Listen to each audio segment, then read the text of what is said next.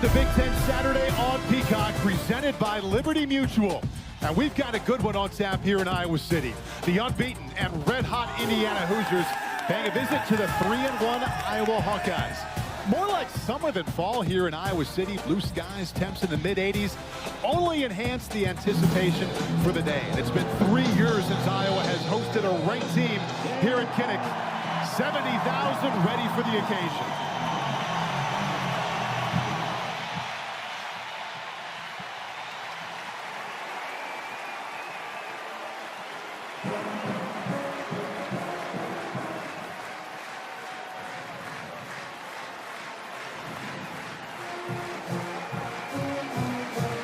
Thanks for being with us. Welcome to the broadcast booth. Paul Burmeister, Phil Simms, Caroline Pineda.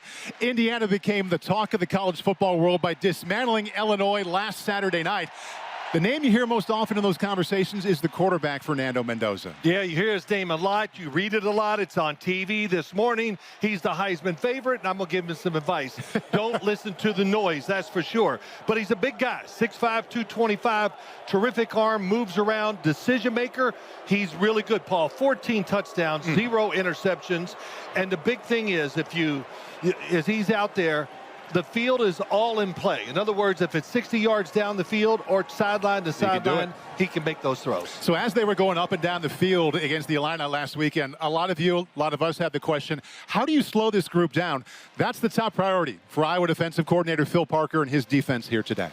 Yeah, it's a big priority. You know, when you got a team that can run it and throw it. He brought up a few words. Can we stop the run? That's one thing, of course, always. But we got to disrupt the wide receivers and the timing from the quarterback because they're so good. That means those defensive backs are going to be taking chances close to them, disrupt them, and see what you can do. And if you can do that, the last thing is, can you find a way to get to the quarterback? Yeah. This offensive line of Indiana, they are excellent pass blockers. Can they hit him? Can they sack him and get him off his little perch back there? Head coaching matchup, not bad either. Reigning Big Ten Coach of the Year, Kurt Cignetti. And the now all-time winningest coach in the Big Ten is his counterpart, Kirk Ferentz. Got an awesome day set up here at Kinnick Stadium. It begins with a kick right after this. The following is a presentation of the Big Ten Conference. This year's Indiana is Illinois. Illinois is going to be this year's Indiana. Indiana. What's next? I don't think we're expecting a college football playoff appearance. Line is blocked. D'Angelo Pons is going to score. Altmaier trying to get away. He won't. There is no escaping this Hoosier attack. Mendoza gets rid of it. Nowakowski with a catch. Nowakowski, turn on the burners. Goodbye. One-way traffic for Indiana. The Hoosiers making a statement for the rest of the country. With the now 11th ranked Indiana Hoosiers on her mind as the focus, we say hello to Caroline Pineda. Well, hello, Paul. Kurt Cignetti certainly got some people's attention this week when he said today's game would be a more difficult challenge than last week against Illinois. He told us, I didn't mean that as a slight to Illinois, more a reminder to his team how tough this Iowa team would be. Cignetti wanted to turn the page quickly from that Illinois game to this Iowa game, and his team did the same thing. Center Pat Coogan told me that game scores us 0 points this week. He said no one on the Iowa sideline cares what happened last Saturday. Linebacker Aiden Fisher told us a lot of Indiana players have turned off their social media notifications entirely, making it easier to block out the national attention. As for moving on from his own emotions from last week, he said, every week I'm the most excited I've been in my career to play the next game. It's no different this week. And Caroline, their head coach, Kurt Cignetti, spent the last 46 seasons in college football. Doesn't have too many firsts. Got one here today. He has never been to Kinnick Stadium until this afternoon. On the other sidelines, 27th season as the Iowa head coach, Kirk Ferentz, the dean of college football head coaches, and as of 2 weeks ago, he passed Woody Hayes to become the all-time winningest head coach in the Big Ten.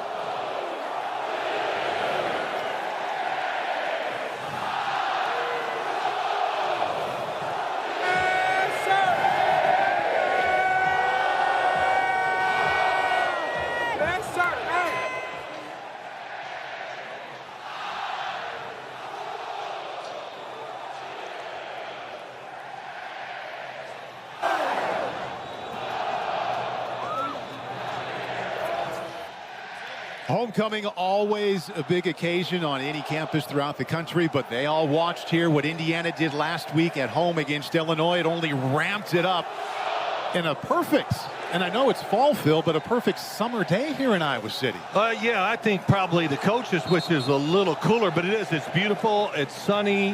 The wind has died down, which could have been a factor, and the crowd's noisy already, Paul. Look at that, sunny, little bit of wind here, and 86 degrees here on the last Saturday in September. Wow. Indiana won the toss. They deferred, so they will kick off to maybe the hottest return man in the nation. Caden Weegan took a punt back 2 weeks ago, took a kick back to open the game last week at Rutgers. Away we go in Iowa City.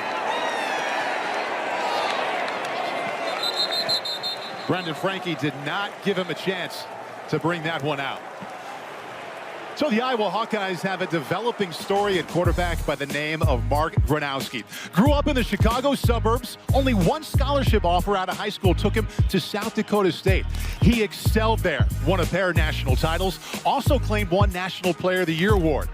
Won the starting job shortly after he transferred here. The win at Rutgers for the Hawkeyes last week, his 52nd most in the nation. Running has been his strongest point so far. Makes his 59th career start, facing the number 11 Indiana Hoosiers. Terrell Washington gets the start. Not much off the left side. Picks up one on first down. Well, Paul, you know, we talk so much about Indiana's offense coming into this game. And I think when I look at this game, Iowa, when they're on offense, can they run the football? Can they shorten the game? Can they eat some of the clock off? And then, of course, doing all that, be successful in some way, trying to score some points. Had 4 different running backs start already this season. And no Jazian Patterson here, their leading rusher here today. Second down 9 for Gronowski. Batted down and picked off. Indiana comes up with the first big play. Amari Farrell, the safety, with a pick. That'll be his 3rd interception of the year, but also the formation, what they were trying to do, 2 defenders free, running at the quarterback, and the ball tipped, and Farrell gets the interception. Isaiah Jones, linebacker, start for the first time, got his hand on it right there. Amari Farrell with the pick. Just like that. Hottest offense in the nation sets up first down and 10 on the Iowa 24.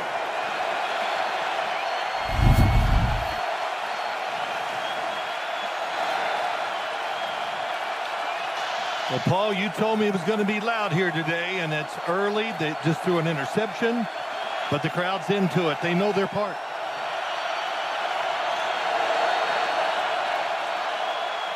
Roman Hemby, the tailback, quick flip outside and some space for Omar Cooper. And that's enough space to pick up a first down on their first play. He's been on a heater recently, 16 catches the last 2 games. Fernando Mendoza, well, he was unbelievable the last couple of weeks. Hardly had any misses. Look at that, completing over 90% of his passes against Indiana State. And then last weekend against Illinois, even better, 21 out of 23. Last 2 weekends, 10 touchdowns and no interceptions. And he starts out 1 for 1 today. Right back to the air, to the end zone. Touchdown, Indiana! Omar Cooper with 6. Good protection, no pressure at all on the quarterback by the Iowa defense. And what a perfect throw by Fernando Mendoza. And the one thing that we said in the opening, Paul, can you find a way to get pressure on the quarterback? And the answer is, of course, it's early. 2 passes, but nobody close. Great technique in throwing the football, nice and soft. Ball spins, easy to catch. Perfect complimentary start for Indiana. 2 plays in, they produce the turnover. Second offensive play is a touchdown toss. Extra point right down the middle. Well, you heard about the Hoosiers having an exclamation point they threw out there last weekend against Illinois. They do it again today. The pick right away against the Hawkeye offense. And there's the easy pitch and catch to Omar Cooper. We have just started in Iowa City. The Hoosiers lead by 7.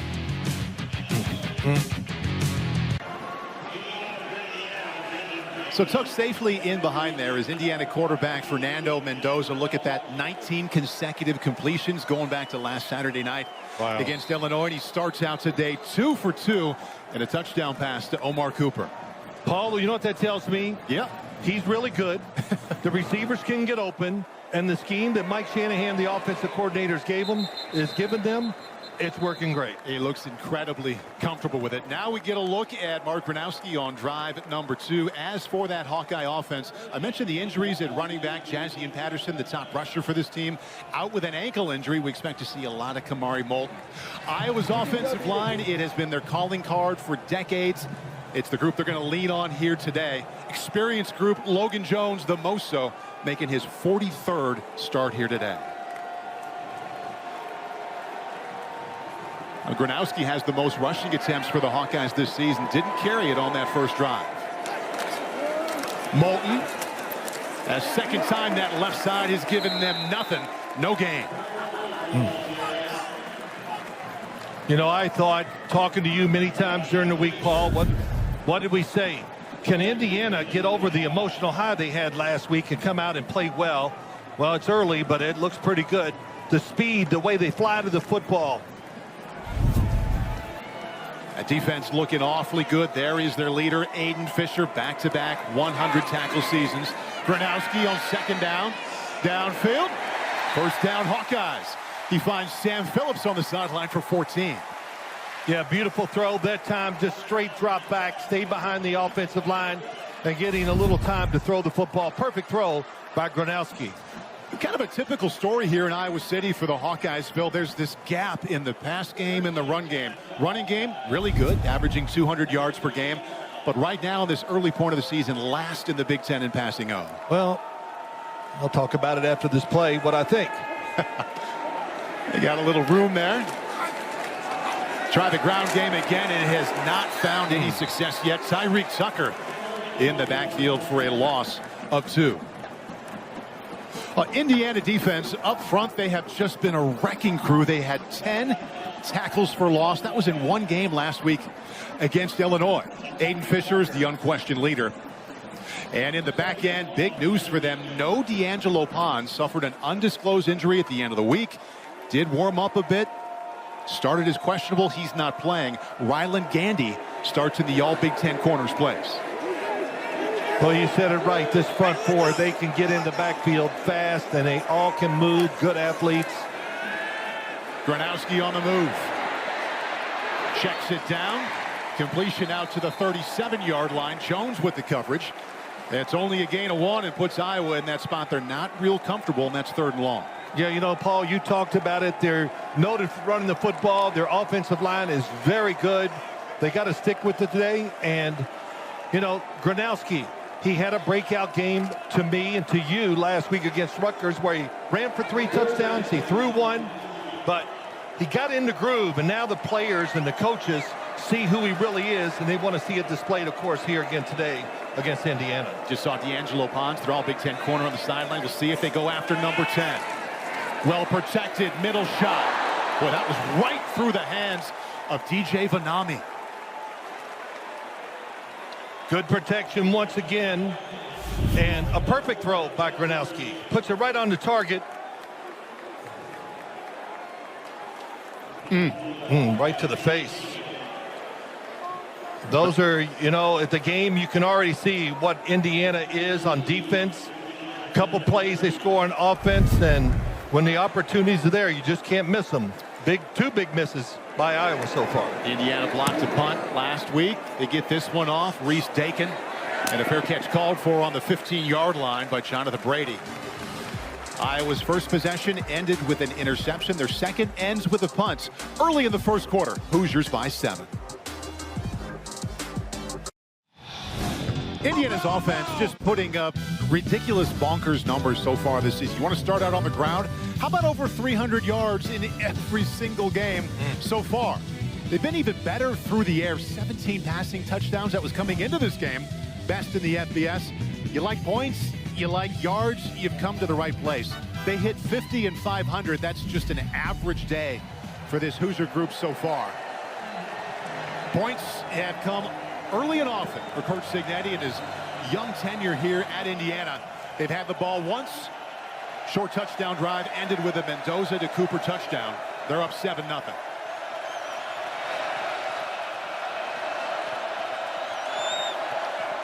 Now they'll try Himby.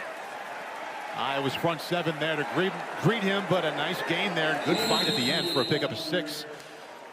Jonah Pace, the first one there. So playmakers galore for Fernando Mendoza around him, particularly Elijah Surratt. He wears number 13 at wide receiver, leads the Big Ten in receptions coming into the day, hasn't got the ball yet so far. And an experienced offensive line. Every single one of these players you see up here, they all have double-digit starts. Pat Coogan started for the Fighting Irish at center last year.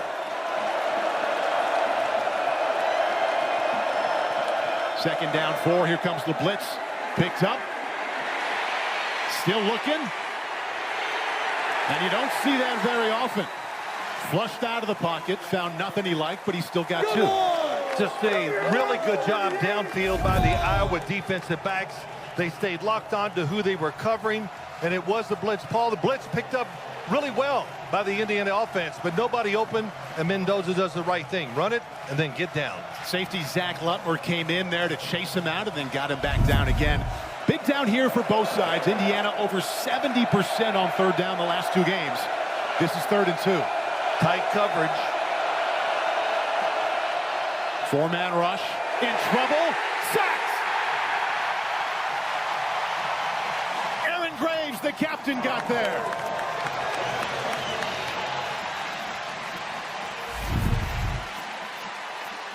Number 95 on defense. Graves comes in. Well, I got him right here. Does a good job. That's one thing. Big point. Can they find a way to pressure the quarterback? And that was a really good start for this Iowa defense. And, of course, Aaron Graves. 18th consecutive start. Makes a big play. Punt is away. Caden Weegan. Last home game. Took one back. Tries the edge. Got there. And Iowa will set up inside of Hoosier territory. 18-yard return for the Big Ten Special Teams Player of the Week. Well, it takes a lot of speed, or you got to have it to do what he just did, going all the way across the field and still able to find a way to turn it upfield. Great job. Iowa needed this, and now the pressure, to me, goes on this offense. Tim Lester, offensive coordinator.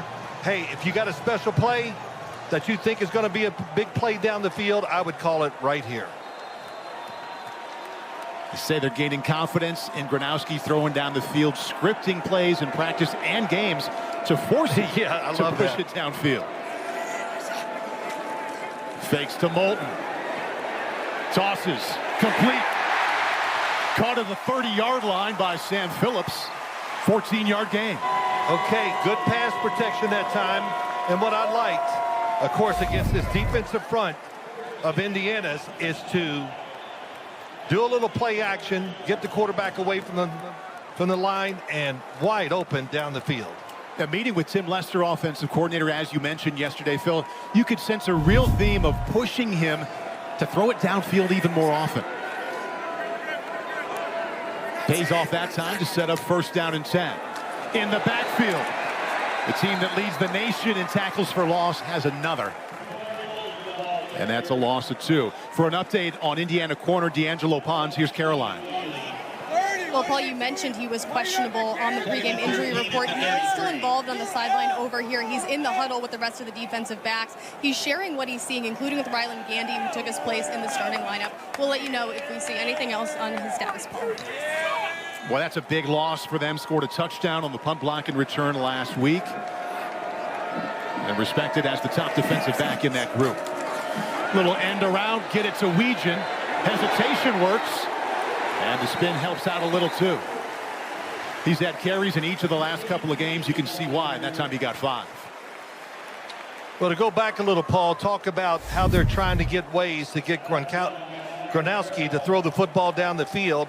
And they just set up practice where he has no choice. And they need him to be aggressive, especially in this game today where you need to think about, we got to push it a little more and try to score more points, which you always want to do, but especially against Indiana. Starts out 3 out of 5. He's been much better since that early interception on the first drive. 3rd down and 7. Here comes a blitz. Got it out. Completes, and this will be close. He's not quite going to get there. Von Nami that time caught it. And now Iowa has a decision to make. I'll tell you, Indiana, we talk about this offense so much, but this defense, you got to pay attention to it too. Again, this time, 3 down linemen, and they had 2 people running free at the quarterback.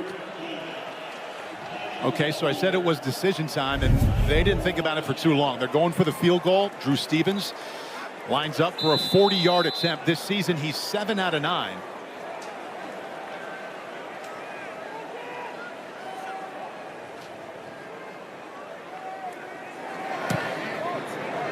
And Stevens, with a little draw, has it right down the middle. Caden Weegan with a nice punt return, setting him up inside Indiana territory. Stevens pays it off. Indiana leads 7-3. Good job. John Fanta checking in with a game break. High drama in Champaign after Illinois blew a 14-point lead to USC. David Alano from 41, from gut-wrenching last week to jubilation for the Illini. Just their 3rd win in 14 meetings with USC. Hey, John, thank you. And how about how that had to feel for the Illini after getting beat by 53 last weekend to Indiana? They needed that in a big way. Man, you know what that does? That just cleans everything up from last week. Now you go back, you believe in yourself, you prepare, you're going to sleep better, you're going to work out better. That's a great job by Illinois hanging in there. Drew Stevens just kicked a 40-yard field goal for the Hawkeyes to make it 7-3. Fair catch. And the Hoosiers will begin at the 25-yard line. Okay, so the task of slowing down this Indiana offense, it's a difficult one. It is the task of Iowa defensive coordinator Phil Parker. 27th season here at Iowa. He's been with Kirk Ferentz the entire time. And yesterday, Phil, you had a chance to meet him for the first time. Oh, yeah. It was quite a meeting. I walked out there going, boy, he's different from everybody else we've ever interviewed, but has a great feel for his players. He knows what to do against this Indiana offense. And he got what he wanted early. The interception stopped them. And it looks like so far, Paul, that he's been pretty diverse. Playing zone, blitzing, playing man-to-man. So he's at least making the quarterback think. Kirk Ferentz gesturing on the sidelines here. And whistles blow.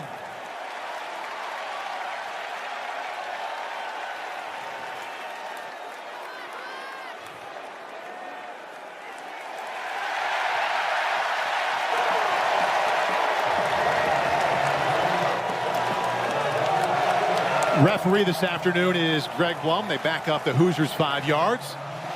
Phil Parker likes that. Curt Cignetti does not.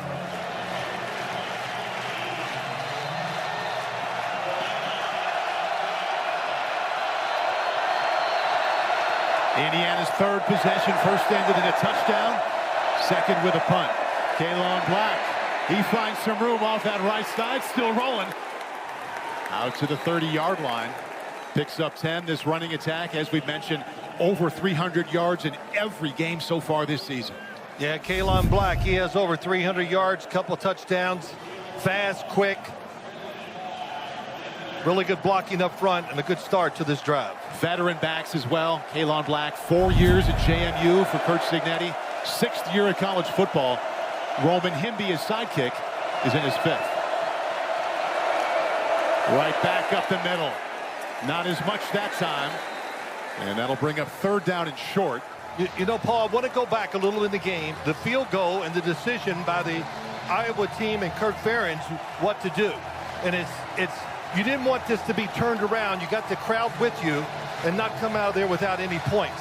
So I think there's nothing like as a player to look up at the scoreboard and at least see a number by your team. And I thought that was a good decision, good kick. And gives Iowa just a little more faith. Iowa's defense came through on the last 3rd down. This time it's 3rd and 2. Up the middle.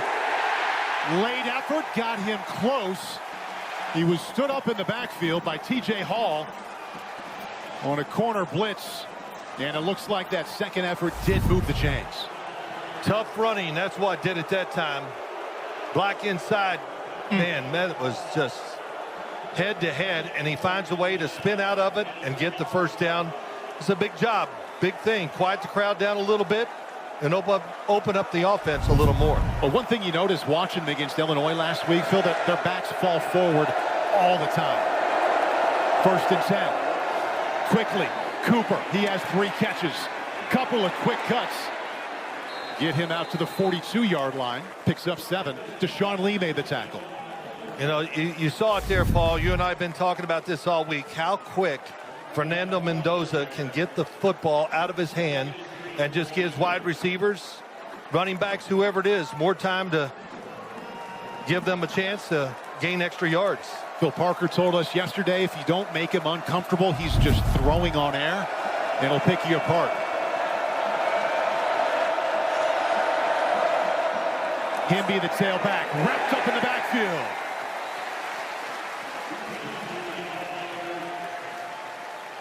One-yard gain brings up another 3rd and short. We've seen Indiana go both ways here, Phil, on 3rd and short with the run and also the pass. 70,000 ready for another 3rd down here. Well, it's not going to, whatever they do, it won't be because they lack plays.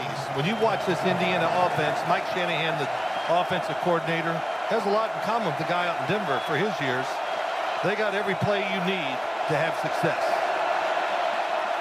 To the air, slant, incomplete. Through the hands of Surratt. Deshaun Lee had the blanket coverage to bring up 4th down. That was a really good play by Deshaun Lee. And this is a big point in the game. Indiana leads the nation probably in, I call them play actions, but they call them RPOs. Good decision. He wants to throw it one-on-one. But the coverage is excellent. Gets the hand right in there to knock it out. Phil Parker telling us yesterday we've got to be physical with their wide receivers right off the line of scrimmage. And Lee got it done there. Yep. He was physical at the start. He stayed right with it. Mitch McCarthy. Oh, he's not going to let Caden Weegan bring that one back.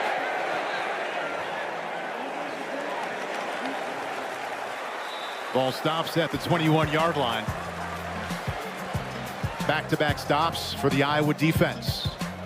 Indiana leads Iowa by 3. Good one coming on Big Ten Saturday night. Oregon, Penn State next on NBC and Peacock. Here comes Saturday night, presented by Discover, an extra special Saturday night. The whiteout there in Happy Valley, and they will be ready for the Ducks. Looking forward to a terrific atmosphere coming up this evening on Big Ten Saturday night.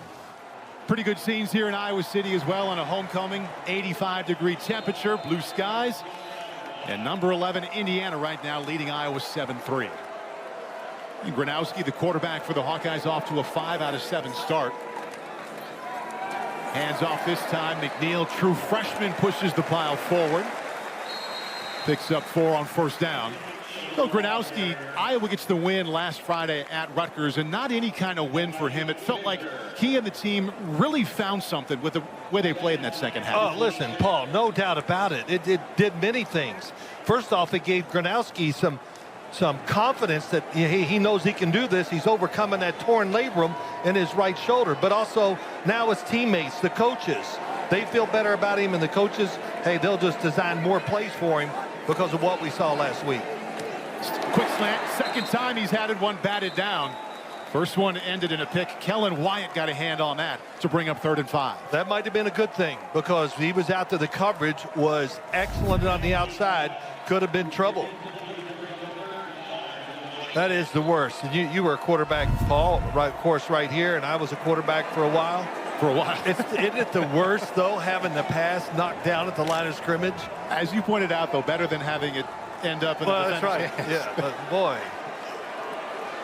Hawkeyes now 3rd down and 5. Always blame the offensive lineman, though. Never a bad idea. Yeah. To the air. Linebacker blitz. 1st down, Hawkeyes. 3rd time they've thrown that right over the middle to Von Nami. Picks up 7. Yeah, really good job. Good read by Gronowski. Good throw, and yeah, when the ball gets to you and you catch it, you better be ready because there's quite a bit of boom, boom, yeah. 4 guys right there trying to take you down. A little surprising to see Gronowski throw it more than run. He has the most rushing attempts on this team, and so far here in this first quarter hasn't run it yet. Well, I think the speed of that defense would be one detriment where I wouldn't want to do it as much. Blitz again, they run right into it. And Moulton finds his way to 3 yards. We met with Gronowski yesterday, Phil. I asked him about, how do you feel about having the most carries on this team? He laughed. He said, I'm the guy with the most carries in the team. He didn't know. He didn't know it was him. Well, listen, you know why? Because when he walked out of the room, we had some laughs. They go, did you see him? I mean, he's 6'3", 235. He's nothing but bone and muscle. And I think he can take the punishment is what I'm trying to say. And Kirk Ferentz talked to us about it. He said, well, he is our biggest running back at 235. I'll tell you, it was really good meeting. You could tell he was feeling good about what he did the week before, and it hoped to transfer to today's game. Throws again, second down out of the backfield. Nice tackle out there in the flat by Lewis Moore. Picks up 2 against Moulton. Now Moore had been contesting the NCAA for the eligibility of this season. Played 2 years at a JUCO, didn't want those to count. A judge on Wednesday granted him an injunction, a temporary one, to play the rest of the season, so their leading tackler will be with them for the duration. Yeah, he's got a couple interceptions this year, really a big part of their football team. Indiana, I will say this, watching this game, they are fast on the defensive side. And that's the D lineman, it's everybody. First quarter coming to a close here on 3rd down and 5. Good pocket, and another completion. First down, Iowa. Jacob Gill with his first catch.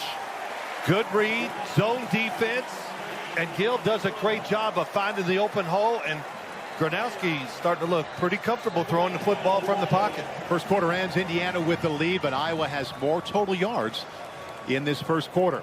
Time for the best tradition in all of college sports, the wave. You know, Paul, when we come back, this is a good time to do it, I think. Let me... Whoa, what was that? Tradition in college sports. Today's song was selected by our kid captain, Jackson. Let's send our support and encouragement to the kids and their families at the Stead Family Children's Hospital.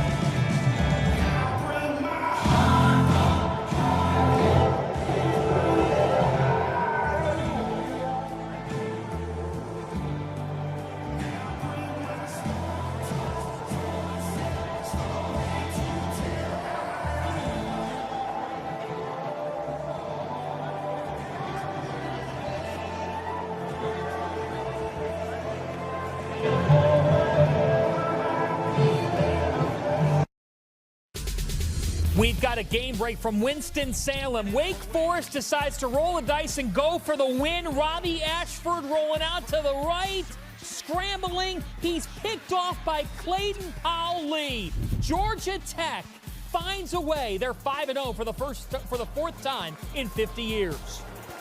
Fantz is on a bit of a heater today, Phil. Both of his game breaks, games coming down to the last play. Yeah, okay. It's a good start. I saw the beginning of that game in Wake Forest. And Georgia Tech was asleep playing early in the game. It's some comeback. So Kirk Ferentz shared with us yesterday, priority number 1 wasn't so much about X's and O's, but finding a way to keep this thing tight. Yeah. Because Indiana's not been in that spot this year. He goes, they haven't been tested. Can we get ahead and put some pressure on them? And I agree with that. It's a different feeling when you're behind, trying to play on offense or defense. Empty backfield, Gronowski. Big hit right when he got it to Von Nami. Loss of 2 on that completion. Elijah Hardy, outside backer, got it. Gronowski off to a nice start here. He's hit 6 different wide receivers. Hoosiers had that one sniffed out, though. Oh, yeah, they were all over it. The offensive linemen, they did not have time to pull out and be the blocker.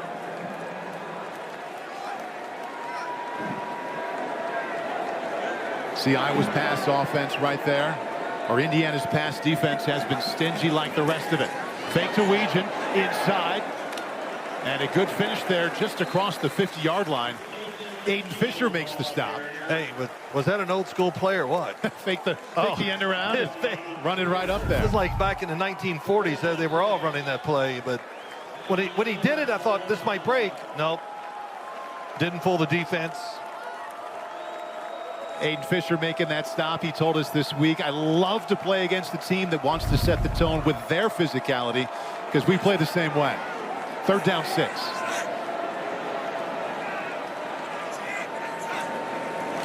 Brings 4.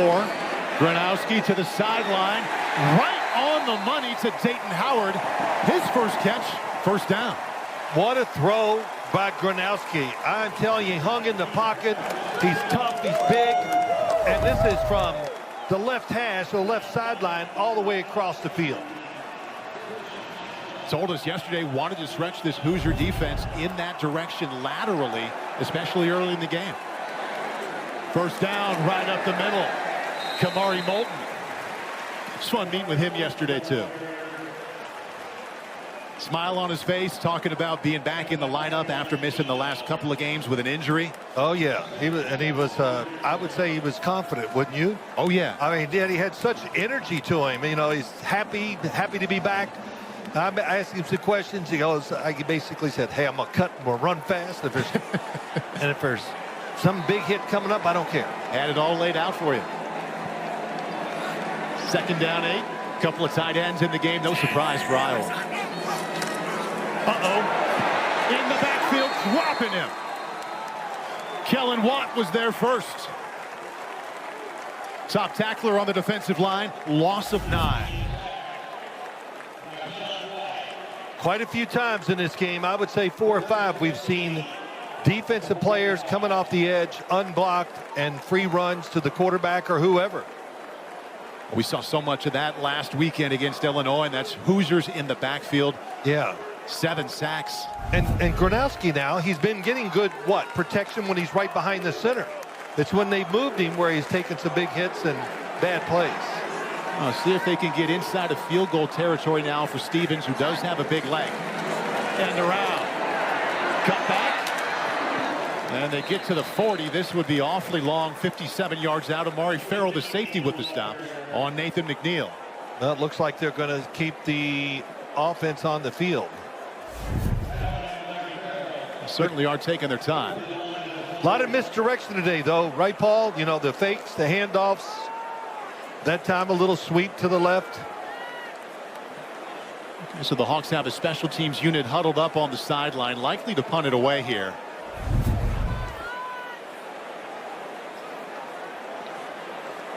Reese Dakin comes out now. Good decision. Play clock is down to 3. Just got that one away. Well done. Hoosiers will set up inside their own 5-yard line. 11:05 until halftime on a gorgeous homecoming Saturday in Iowa City. Indiana on top.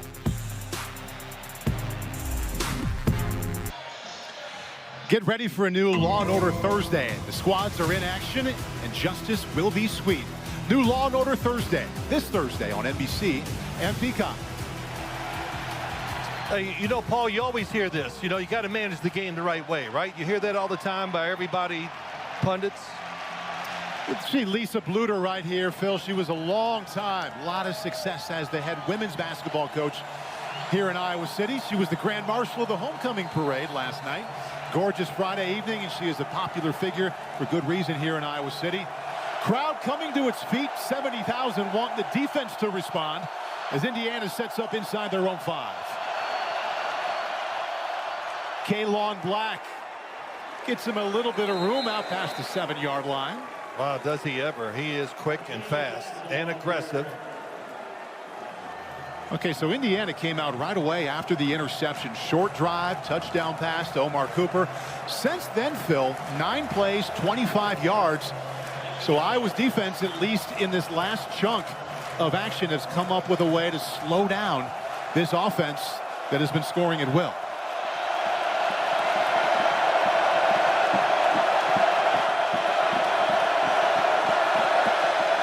Second down 4 to the sideline. First down. And that's Elijah Surratt with his first grab. 43rd consecutive game with a catch, most in the nation. Well, that was a gimme. You got man-to-man coverage. He was out there all by himself, and Surratt, they either run slants, go down the field deep, or they run a little hitch. A quick throw, he gets extra yards. Really good job by the offense. You talked about Kirk Ferentz's wish to make this uncomfortable for Indiana early. They've got him in a tight game right now, but if they allow him to move down the field, that feeling changes. Right back to the air. Mendoza, sideline. Got a wide open man. Big hitter to E.J. Williams. Wow. What a throw. What a throw. Fernando Mendoza this time, boy, he loaded up, and it took a lot to get that football out down the sideline. And it is, boy, shoot, that was about 40 yards from down the right sideline on the left side. Really great job. Great throw.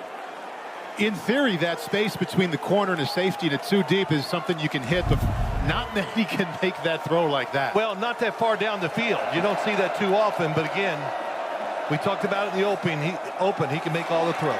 Kalon Black keeps the legs going, but the Hawk defense was there that time. Picks up a couple.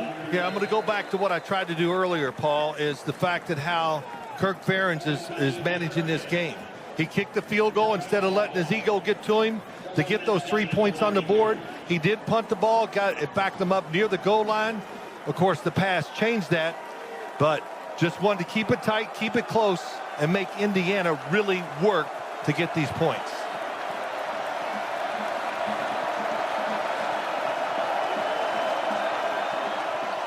Himby now the tailback. Give it to him off the right side.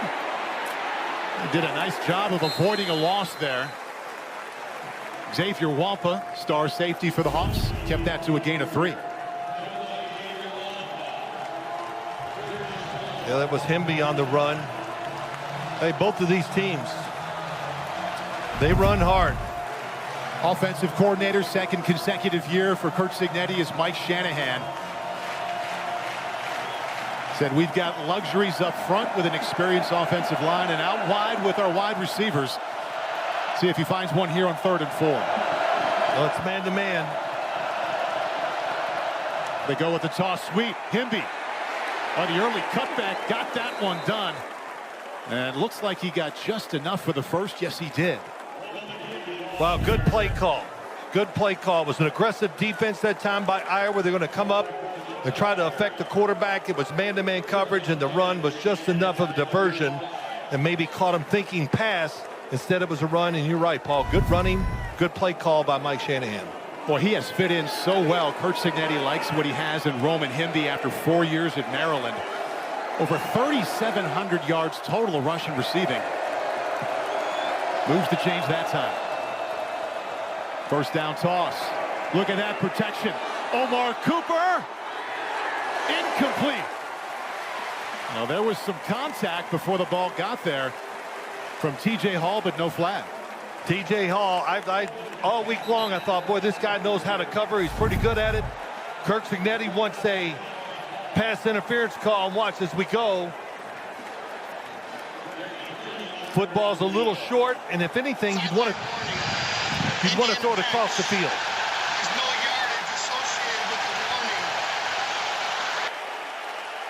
There's sideline warning against Indiana for their reaction to that no call.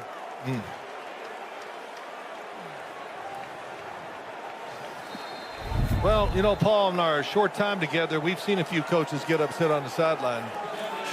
What'd you say? Maybe thinking back to a couple weeks ago at Rutgers. Oh, my gosh. Hey, Curt Cignetti not afraid to show some fire either. Second down and 10.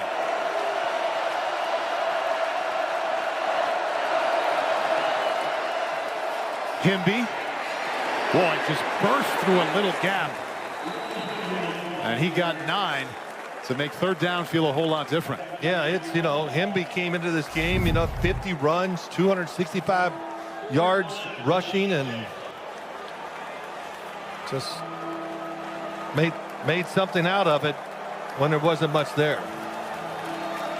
Boy, both he and Kalon Black hit that hole so hard. Third and less than a yard now. They've converted 2 out of 4 times. Picked up in the backfield. Don't think he got there. Deshaun Lee with the corner blitz. All right, decision time now for the Indiana sideline.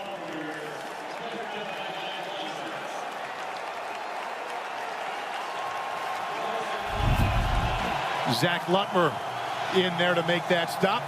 Hoosiers have made the decision. They're going for it. 4th and less than a yard.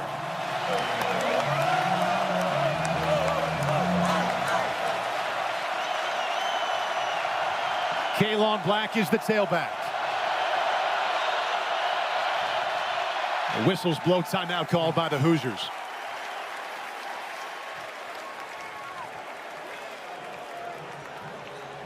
So 4th down. That's our referee today, Greg Blum, joining the conversation. First time out for Indiana called in this first half. When the run game is working the way it is, going for it on 4th and 1 is, can't really call it courageous. It just makes sense. Oh, yeah, 4th and 1. And look, his offensive line's doing a good job. They got, like I said, they got so many different run plays, too. They can disguise something, catch you off guard. But, yeah, this is, you go for it right here. There's no doubt. Crowd, as expected, has been very good today. For more, here's Caroline. Yeah, Paul, well, as you can probably hear, the crowd has been as loud as they've been yet today on this drive. This is Curt Cignetti's first trip to Kinnick Stadium, but he made sure that he and his team knew what to expect. Omar Cooper Jr. told me Indiana usually simulates crowd noise in practice once a week, but this week they did so repeatedly starting on Monday during walkthrough. Some members of this Indiana team smiled as they took the field to booze, seeming to enjoy the warm welcome they're receiving, Paul. Well, that crowd right now cheering on the Iowa defense. Little bit of crimson and cream out there, but mostly black and gold on homecoming here. 4th and 1, Indiana.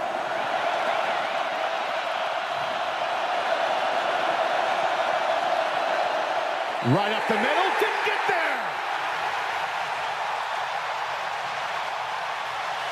Cohen Intringer, the captain at safety.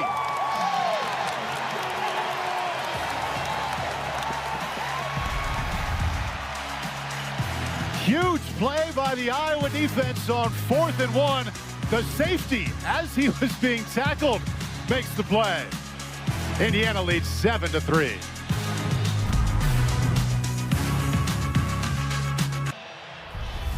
Big Ten Saturday is brought to you by Ford Blue Cruise, hands-free highway driving. By Liberty Mutual Insurance, only pay for what you need. And by T-Mobile. Highlights there are perhaps the biggest game in Kinnick Stadium history, 1985, 1-2. Rob Houtland from 29 yards out ends it, and Iowa knocks off Michigan. Bo Schembechler against Hayden Fry, and the 1985 team being celebrated here today. The Big Ten champion team there is Chuck Long, the quarterback, who was runner-up for Heisman that year. Ronnie Harmon was in that picture. Wow. A fantastic Iowa season in 1985, and they are having a good time on homecoming weekend. Kamari Moulton. And that counts as success for the Iowa run game because so far they only have 4 total yards rushing before that. Let's go back to the Iowa defense on 4th and 1. Number 4, if I can see, it's right here. The safety comes up. But look at all the linemen. Everybody is laying that way because the running back is offset. He wasn't going to run straight ahead. They weren't going to pitch it to the right. So you know he's going to most likely come across the formation. And there is the tackle. But, man, what a great job by Intringer. A massive play for Phil Parker on 4th down. Yeah, and your boy Phil Parker, defensive coordinator, not afraid, that's for sure. The blitz comes, and they run right by the back. Linebackers there to clean it up. Who else? Aiden Fisher, leading returning tackler in the Big Ten this season, keeps that to a gain of 2. But the balance for Iowa, Phil, so far has been a bit surprising. Coming into this drive, 14 passes and only 9 runs. It's normally the other way. Well, yes, I understand. Well, I think there's a lot of things there. I think they have great respect for the defensive front of the Indiana because they do fire up. They get through the back in the backfield, so that makes it tough. If they go with the pass. And they got faith in the quarterback. He's completed his last 6. That's his last 7. First down, Iowa. Out of the backfield, the true freshman, Nathan McNeil. Really good job there, Tom. Gronowski is kind of feeling it, and now the ball is coming out of his hand great. He's on target. And I like it what they do from right here. A lot of zone coverage. Somebody's going to be open. A lot of times it's short, but they get to catch and run with it. Came in from South Dakota State with a late season shoulder injury that required surgery, so he wasn't a part of spring ball. Waited till later in the summer to get started. And he said he's just now feeling a part and understanding of this offense. He's hit 8 consecutive. That's Sam Phillips. Gain of 21. Well, there's one of those long throws, and that's what's so good about it. They can throw it down the field to the sidelines. One, Gronowski's throwing the ball well, making good decisions, but the offensive line, everybody on defense is bracing for runs. Here they come. Now throwing the football, catches you off guard, and a good route and a good throw. Offensive coordinator Tim Lester, Phil, had a funny line to us yesterday. He said, in my second year now with all the comprehension of this offense, right, wide receivers are running more than thinking now, and that's good. Oh, that's great. Working out well so far. This time he's in trouble, and that's his first carry today. Got a little less than a yard. Tyreek Tucker, defensive tackle, was in the backfield. Yeah, they were hoping to throw a quick pass outside, and the defensive backs for Indiana were uptight and not going to let them get away with the cheap throw. Iowa has stopped the bleeding well since the early start of this game. Their first possession for Kirk Ferentz. Second play was intercepted. Indiana with a short touchdown drive. It was 7-0 just like that. Defense has stepped up. Offense has found a little bit of success. Right back to the air. Caden Weegan. He picks up 6. Free safety Devin Boykin with the stop. Let me say this about Gronowski. I watched him play Iowa State, and, you know, I was like, wow, I don't know. Of course, I wasn't like going, it's great. But the fact that he's gotten healthy, gotten some practice, had success on the field, I mean, you can see it. He feels it. He's feeling it. He's very confident, feels good about throwing the football, and if it's open, he's going to rip it in there. I wouldn't doubt it if they let him throw here on 3rd and 4 with the way he's been delivering. Well, if they don't, the only run's going to be him. Oh, here comes 2-minute timeout.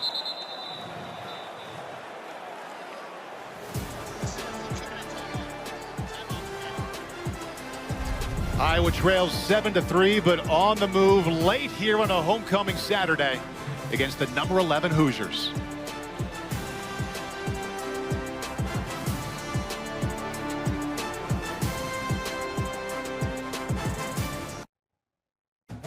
Ahmed Fareed here in studio. Coming up on the Xfinity Halftime Report, we will look ahead to our game tonight live on NBC. It is number 6 Oregon, number 3 Penn State, white out energy. We will discuss that and much more coming up at the half. Paul.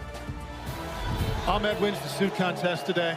He beat us both out. Wow. Looking good there, Ahmed. Selling yourself short there, big man.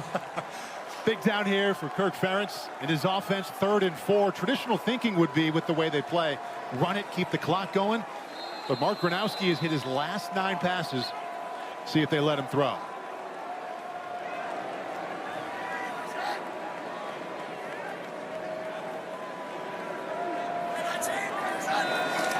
Going to keep it himself. And find very close to a first down. And it looks like it'll depend on the mark. I don't think he got there. Well, if they didn't get there, he's very close, and they're going to go for it here, I would expect. But that was a lot of window dressing there, kind of trying to confuse the defense. And Gronowski gets every inch he could have gotten out of that run. Keep in mind at 235, they like him on the quarterback sneak. And you got 3 big dudes inside. Can you win that battle?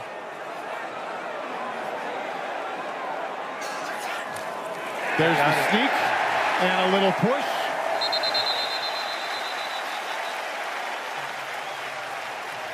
Yeah, it looks from here like he got it. Yes, he did. First down, Iowa. Yeah, the center is the guy that really did it, I think, Paul, when you watch it. Center number 65, Logan Jones. Starting for the 43rd time, leading the way there. Good push, the assist from Washington, the back. And with that, they get the first down, Phil. And they also now are outgaining Indiana in this first half. To the left side, big hole, Moulton inside the 10. Lewis Moore eventually made the stop, but that's a 22-yard gain. Wow, Moulton looked fast, ready to go. Not many carries so far this year, but he's fresh. Really good job. What blocking up front? Tackle and guard together, create the hole. Get 22 on that play, their longest of the afternoon. And remember, they only had 4 total rushing yards to start this drive. What else they're doing? They're eating up the clock for the rest of the second quarter here to get in on halftime, too. Back to Moulton. Reaches down to the 3. And they're happy to keep that clock ticking. Fisher makes the stop, teams up with Wyatt. And now you've also got the threat of the Gronowski run and the keep off the edge, Phil. Yeah, you do. I made the comment, maybe to them or to Gronowski. I said, well, anything inside the 10, you're going to carry it, of course. But this game has looked a little different than I thought. Now you got Washington in there at running back. A little confusion getting that play in. Timeout called. Iowa still has a couple left. 7-3 Indiana, but Iowa threatening.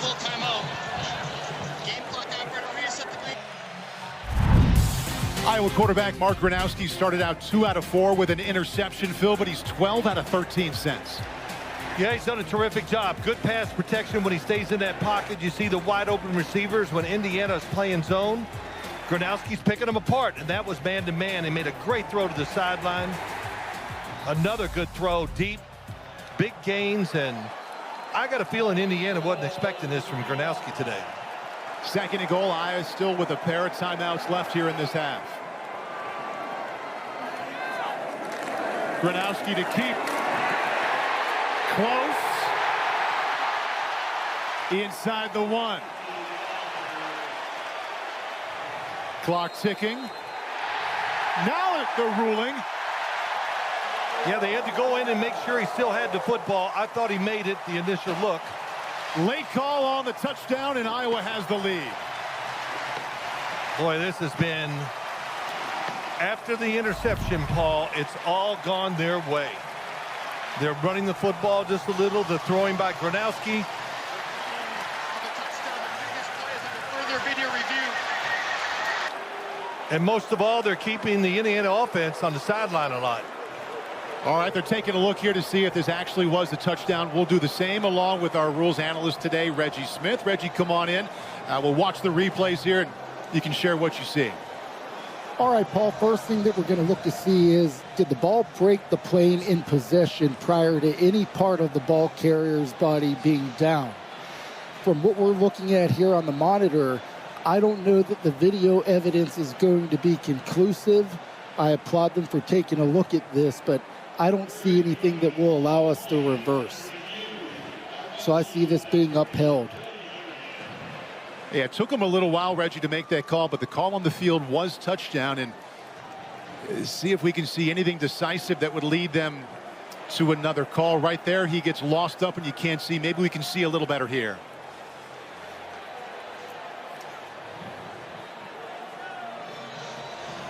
Gronowski with a second surge that is awfully close.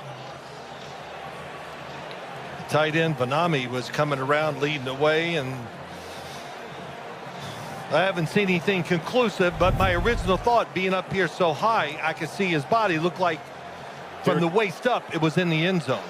After review, the ruling of a touchdown is upheld.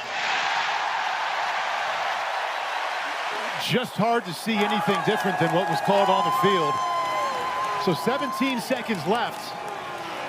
Iowa, who fell down 7-0 to get started here, likely to take a lead to the halftime locker room.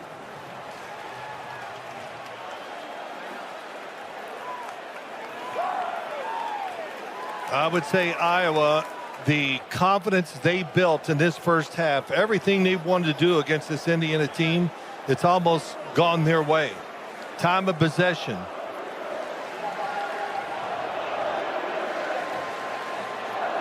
protecting their quarterback for the most part when he's in the pocket.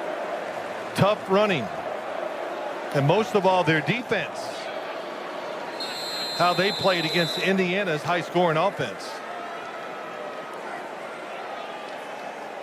11 plays, 73 yards, 5+ minutes off the clock. 22 seconds until halftime, and Iowa leads 10-7.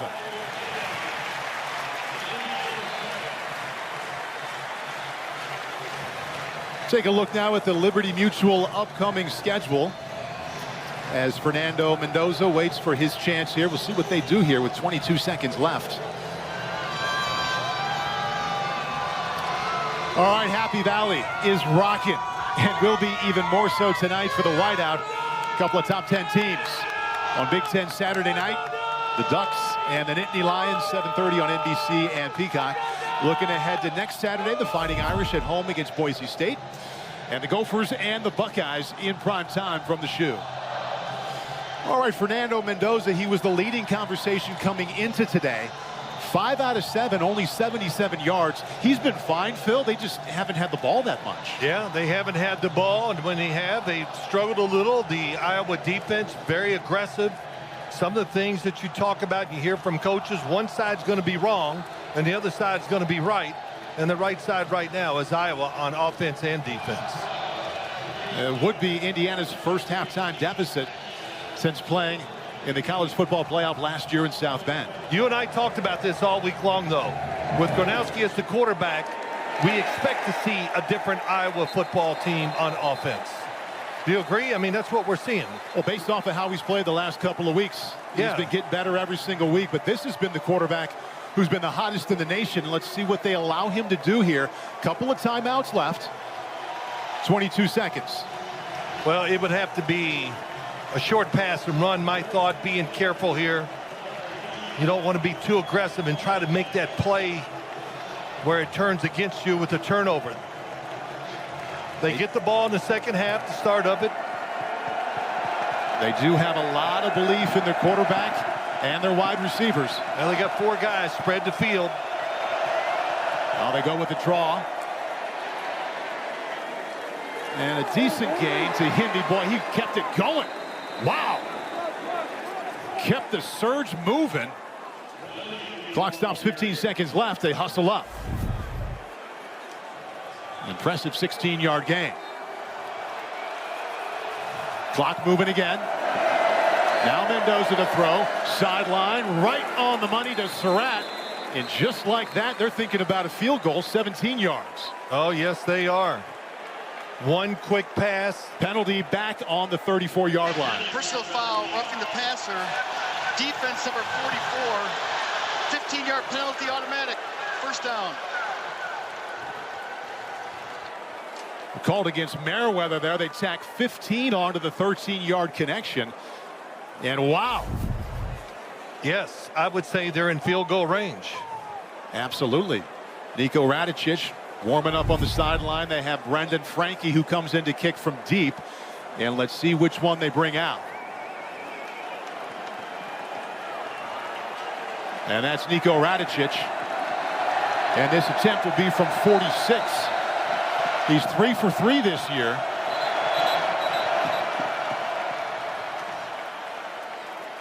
Second charge team timeout, Indiana. This is a 30-second timeout. All right, so Radicic in his career is 14 out of 15, but this year, Phil, he hasn't attempted a field goal outside of the 20 to 29-yard range. You know, long a 25 and thinking about a long a much further here to end the half. Well, the conditions are, it's a maybe a little tiny bit of wind into the field goal kicker, but that's it. On a warm day like this. A warm day, I'd say. 85 degrees here on the last Saturday in September. Let's go back to Roman Himby. Just an incredible effort here. It looked like he was stopped and found a way to come out of that pile. And that's what has allowed them. They threw the completion on the next play. They got the 15-yard penalty, and this effort is what started it. No doubt. This is the play that changed this drive, you know, to make it totally different. If it gains no yards, they might let the clock run out. All right, Nico Radicic, 46 yards out. Again, his long this year is 25 yards. His career long is 41. Snap, hold. And he just snuck that one in there. Indiana, the entire operation in those 22 seconds was terrific. Picking up yardage and tying the game. Did you see the people in the end zone watching this kick? They're going, it looked like it was going right. It moved around. I mean, that ball had some, see it go right? Yeah, I had a couple of different calls there. Looked good, and it didn't look good, and Nico thinking the same thing. Yeah, the people in the end zone are like waving right, go left. But boy, what a change of events for Indiana. That's got to make them feel much better and confident, which I don't know if they lost their confidence. They were down 10-7, but they're in a fight. Yeah, so Indiana gets back on the board. They got on the board right away with an interception on Iowa's first drive. Short touchdown drive ended with a Mendoza to Cooper touchdown toss. Looked like the Hoosiers were picking up right where they left off against Illinois. Iowa's defense has gotten much better since then. Just enough offense. I would say this, Indiana on defense would go in and maybe make some adjustments. Start playing man-to-man more. Because when you're playing zone, that's when Gronowski is just absolutely just catching it, looking at the guy, he's open, and making the completions. Now, one thing they don't want is for Caden Weegan to touch this ball. A return touchdown in each of the last 2 weeks, one from the punts and last week from a kickoff. Brendan Franke has been excellent about not giving him a chance and just kicking it out the back of the end zone. And all the times he was kicking off, he's got trouble with the wind here a little bit today. They only allowed one return last week when he was kicking off seemingly every couple of minutes against Illinois. They just go with the squib. Iowa scoops it up. And bring it out to the 40, and that's how the first half will come to an end. That's the end of the first half. Well, the Hawkeyes haven't welcomed a ranked opponent in the last 3 years, and the first time they've done so in a while. Sees both teams head into the halftime locker room all tied up at 10.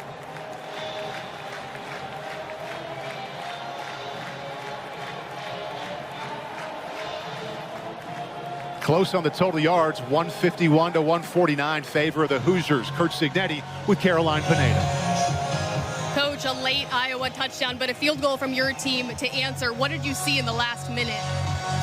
Well, you know, the offense has to play more consistently, be better on third down. Our defense is on the field too long. It was a really nice drive with 17 seconds to get that score, plus we get the ball. How do you get your offense in that rhythm? Starts with protection, then we got to separate, throw, and catch. Thanks, Coach. Paul? Caroline, Coach, thank you very much. And as he made mention to, we'll see if they can get that done right away in the second half as they get the ball to start the third quarter. We've got a good one here at Kinnick Stadium. The Hoosiers and the Hawks all locked up at 10 at halftime. This first half recap is brought to you by Geico. Stand back. I'm doing my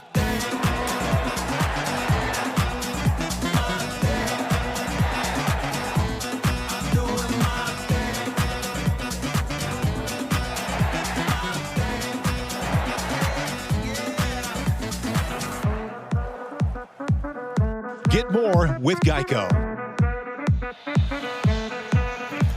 And let's take a look at the Big Ten Bulletin brought to you by Ford Blue Crews. Kinnick Stadium on a homecoming Saturday, all tied at 10 between the Hawks and the Hoosiers. Quarterback comparison, Fernando Mendoza has been fine, but lesser than we've come to expect, and Mark Gronowski is having his most efficient day. We asked the question at the top of this game, who could slow down this Indiana defense? Well, so far through one half, Phil Parker's Iowa's defense has done that pretty well. Time of possession has really been the main story here through a couple of quarters. Iowa has kept it for just over 18 minutes. Enough running game, just enough converting on third down to win that part of the battle, which often is a part of a Kirk Ferentz formula against a ranked team. Now, we are going to see Curt Cignetti's offense and Fernando Mendoza's at quarterback to get this third quarter started here. Temperatures were in the mid-80s to get rolling. Still a sunny, warm day. About half the field now covered in shade. And Mark Gronowski, after a tough start, came back strong. Hoosier offense will begin on its own 25-yard line. Moments ago, here's Caroline Pineda with Kirk Ferentz. Coach, after an early interception from Mark Gronowski, what did you like most about how he responded? I think he just settled down. That's a tough play for him, obviously. Tough play for all of us, but it's been a great game. Both teams really fighting hard and, no lack of effort either side. You told us you wanted to stress this Indiana team out. How do you continue that in the second half? Well, I think the most encouraging thing, besides our responses, was we finally popped the run in that last quarter there, second quarter. We need to get the run game going a little bit so we can be a little bit more diverse. But, we just got to stay with it. It's going to be a tough game, hard game. Thanks, Coach. Thank you. Caroline, Coach, thank you. Run game begins for Indiana in a big way. Roman Himby, gash off the right side, gets him 16. Yeah, the blocking up front that time, excellent by Indiana. And Iowa, great first half, hung in the game. It's tied. But this Indiana team, very talented. You got to be ready to go out there and fight again. Showing a lot of pace into the air. A short completion across the 45-yard line to pick up 5. Many things give why Iowa's in this game 10-10. One, their offense, when they have the zone, the quarterback is making the passes. And as your buddy talked about, the bleed the game. So make everything tough and make the time keep moving. Iowa did that on the first half. Can they do it here in the second half? You're talking about Iowa defensive coordinator Phil Parker. Yes, of course. Yeah, winning that battle in the first half. Want to get back to him here in a moment. Mendoza, quick toss to the right side. Himby. Well, he made something out of nothing there. Impressive effort to get out close to a first down and still moving that pile. Wow. We saw this at the end of the second quarter as well to set up a field goal. Yeah, TJ Hall, he went in there and just took on like 3 offensive linemen, and that became a scrum. But what a great job by him. But Himby, as you said, we've seen this a couple times today, just doesn't give up, keeps going forward, moving those feet. Keep the hot back in there on 3rd down and 2. That's right.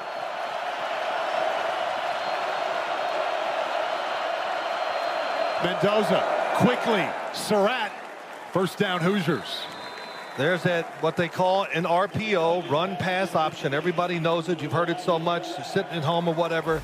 But I look at it, Paul, how do you see it? I look at it as a dangerous play. Ball can get tipped. You run the receiver into a tough tackle.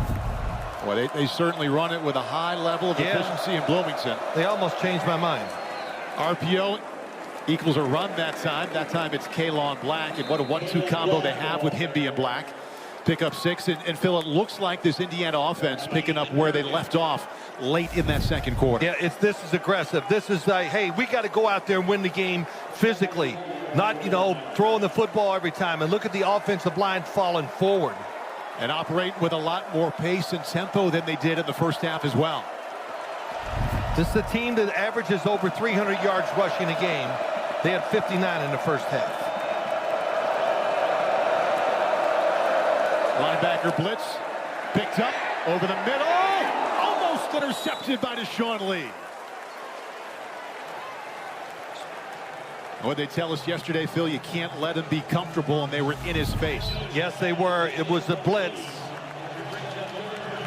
and it was Carson Shire in there. That's what did it, and it became an overthrow because of that. Boy, Carson Shire went in there, and he really laid it on and got in Mendoza's throwing lane. 7th play of this opening drive of the second half finds Indiana facing 3rd and 4. Pocket. Boy, just dumped the ball out, had it knocked down. Was hit from the backside as he wanted to release that ball. And the punt team comes out. Was that Carson Shire again? Or he got the tip, couldn't tell. Boy, he's locked in. You got a crosser, nobody's there. Boy, and that was Llewellyn, just like he did at the end of the Rutgers game, getting just enough on a quarterback. Wow, that football fell out of Mendoza's hand. Lucky that he got it to go forward. They called that a fumble and a loss of 7 yards. Punt is away. And Weechin, fair catch on the 10. Indiana moved it, but in the end, the Hawks stood tall. Their offense will be on the field for the first time in the third quarter next. Mark Gronowski's 59th college start, Phil, through a couple of quarters. What have you seen?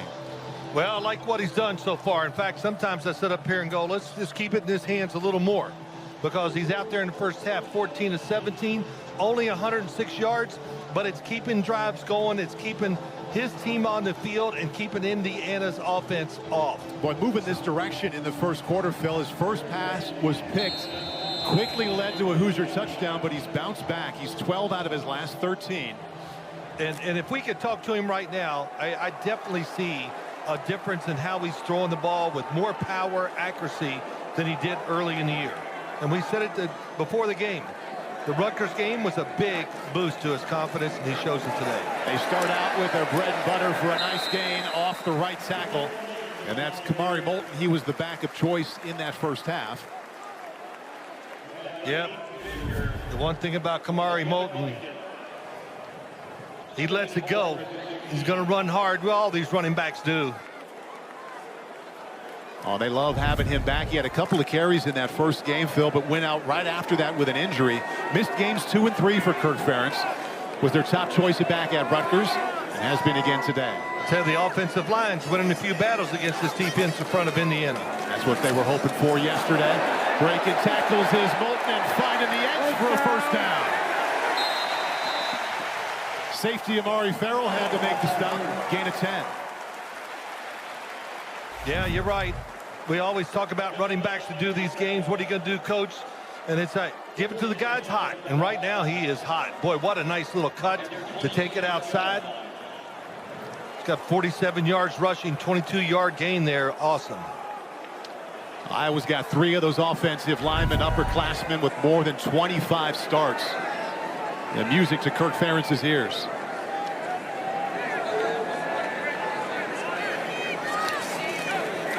Fake it to Moulton this time. Gronowski avoids. And he avoided that tackle for loss and picks up 3. I didn't see him use his feet too often there in terms of running the ball in that first half. No, you talked about it a couple of times. He did. And that time, even if he had more time and was not right here, gets a little there, jumps up. Nobody's open down the field and did the right thing. Just got a few yards out of that carry. And when we talked to him yesterday about running the ball so often and leading the Hawks in carries, he said, I didn't know that. Here's what I know. I do want the ball in my hands for a pass or a run in the second half. This time to pass. Checks it down through the hands of his tight end, Hayden Large, with his first opportunity. Brings up 3rd and 7. Yeah, you know, sometimes there's this thing. You can throw it too hard, Paul. That was a fastball from about 5 yards away. And sometimes those guys have a hard time picking it up through the linemen as well until it's right on top of them. They've been successful, though, throwing those short hitch routes or whatever you want to call them right in the middle of the defense. Well, here's the reason Iowa is winning the time of possession game by so much. They've converted half of their 3rd downs. This time it's 3rd and 7. Linebacker blitz. Gronowski. Well, he just skipped it that time to Jacob Gill. Yeah. He was trying to be careful, and I can tell he was trying to throw it low, and it just didn't quite go exactly where he wanted. It was a little too low, and of course it bounced in front of the receiver. Let's watch and see what he does here. He's got legs like a linebacker. Well, he had him. Yeah, he just kind of leaned into it. When you lean into it, not to be too specific, your chest is down towards the ground. Where do you think the ball is going to go? Ground. It's going to go down. Yeah, to the ground. Reese taken. Got one blocked. They got a piece of it. Second week in a row, the Hoosiers get their hands on a punt. Isaiah Jones, one of the linebackers. Special teams making a play for Indiana. Bones Jones just got it, no flag, because they got a piece of it. Hoosiers ball after this.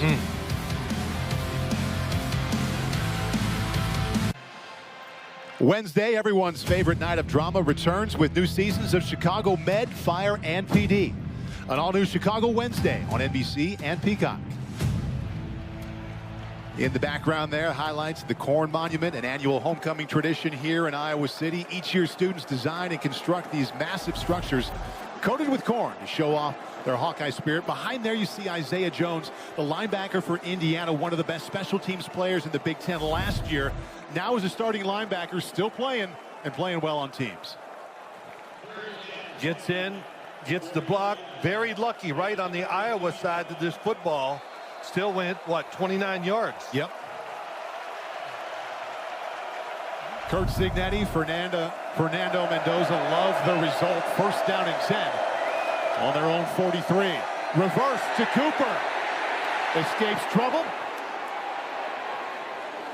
He got a little bit there. Could have been a big tackle for loss, but well done by Cooper to pick up 4. Yeah, he showed his speed, and it's a good thing he needed it. Otherwise, that was going to be a big loss. And boy, Indiana searching for something to really get this offense going. And I would say just try to grind it out, because this Iowa defense, man, they played awesome in the first half, and they're off to a good start here in a second. Boy, based off of what we saw the first 4 games from the Indiana offense, didn't think we'd look at Fernando Mendoza with only 101 passing yards right now. In trouble, little behind and drops. Oh, we'll say E.J. Williams got a hand on it. I think Carson Shire again might have been back there. That was Max Llewellyn, the defensive end, that came in. Yeah, it was. Boy, thrown under pressure. That was not a drop. That was on Mendoza. My apologies to Williams. And the Hoosiers face 3rd down and 7. That's what they wanted to do in the defense. Pressure him a little. Let's hit him. Let's sack him. If you do it enough, the quarterback expects it's the next play. Indiana 1 out of 3, converting their last 3/3. Sideline shot. Too much for Williams. What a stand by the defense. That was nice for them. That time they had what they wanted.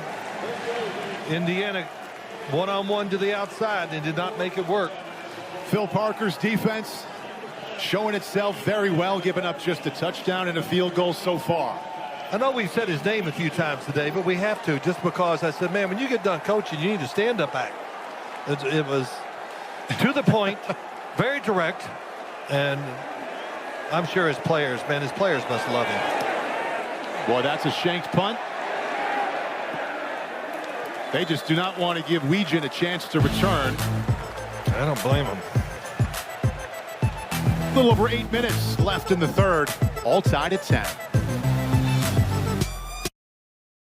John Fanta checking back in with a game break. We'll have Ohio State on Big Ten Saturday night next week against Minnesota. Right now, the Buckeyes are trying to snap Washington's 22-game home winning streak. C.J. Donaldson with his 3rd touchdown of the season. It kept a 75-yard drive. Buckeyes up 8 on the Huskies. Back to Paul and Phil. John, thank you very much. Seattle, an awesome place to spend a Saturday. Iowa City, not too bad either, especially with temperature in the 80s, the blue skies, and a tie game against the nation's 11th ranked team. Kamari Moulton didn't quite get the edge. Well done by the perimeter of that Hoosier defense. And they pick up 3. And we've talked about the time of possession. We do have an injured Hawkeye on the field. And that's left guard Bo Stevens. And he's one of their leaders up there, starting for the 26th time today.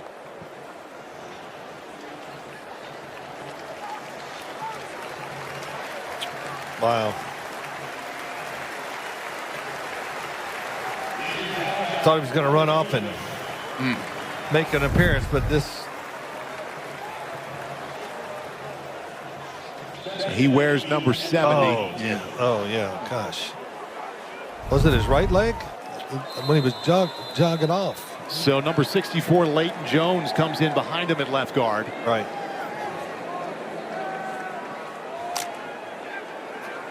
And that's a key story on that offensive line.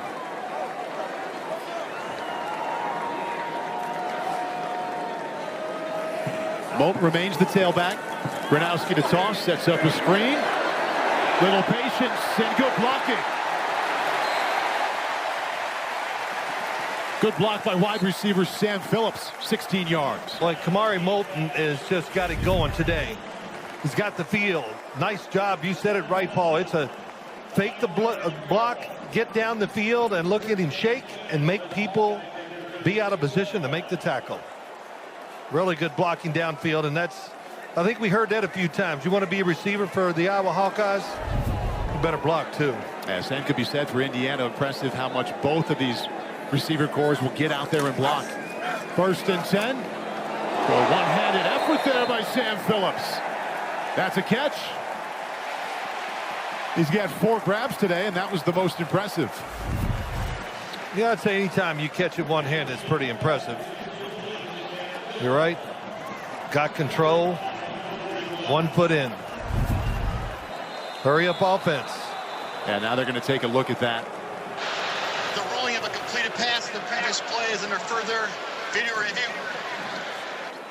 All right, we'll put this under the microscope as well with Reggie Smith. Reggie, it looked like a catch from up here, but sometimes when you slow it down, your mind can change. Absolutely, Paul. What we're looking to see is control before he goes out of bounds. And if he has control with a body, with a foot or any body part, this would be a catch. However, when I look at this, I don't see him controlling it with 1 foot in bounds. It's very tight, but I would expect replay to reverse the ruling on the field to an incomplete pass. I think you're right. Did not have complete control of the football before that foot came out of bounds. I love sitting at home judging these all the time as I watch the games. You know, I don't know what my percentage is, but if I was betting on it, I'd be a lot poorer. I think what I've heard from both of you guys is correct there. It looks like he did not secure that until he was out of bounds. Yeah.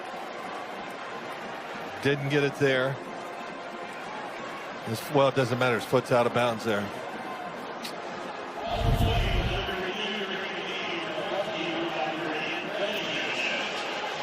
That's our referee today, Greg Blum, getting a good long look at that one. Indiana scored the first touchdown. Iowa's defense has been strong since, and they've had just enough offense. Little push at the end of the second quarter there before halftime for Curt Cignetti's side.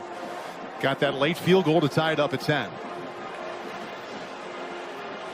Well, they want to make the right call. Not everybody sits at home and you say, well, come on, it was a short pass. Here we go. After review, the ruling of a completed pass is upheld. 2nd down.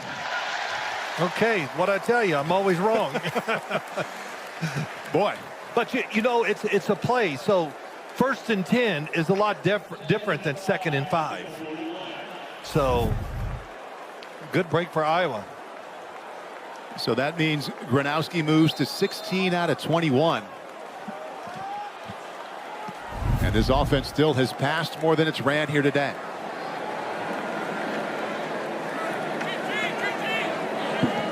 McNeil now the tailback. Low snap. Gronowski just tries to salvage. Aiden Fisher, the linebacker, came in to put an end to that. Oh, man, did he like that, Fisher. Let's free shot on the quarterback. And so that's no gain. Can't tack another tackle for loss onto this team that has the most in the nation so far. And another 3rd down. And in this range, you can see Iowa's been awfully efficient, converting 4 out of 5 times.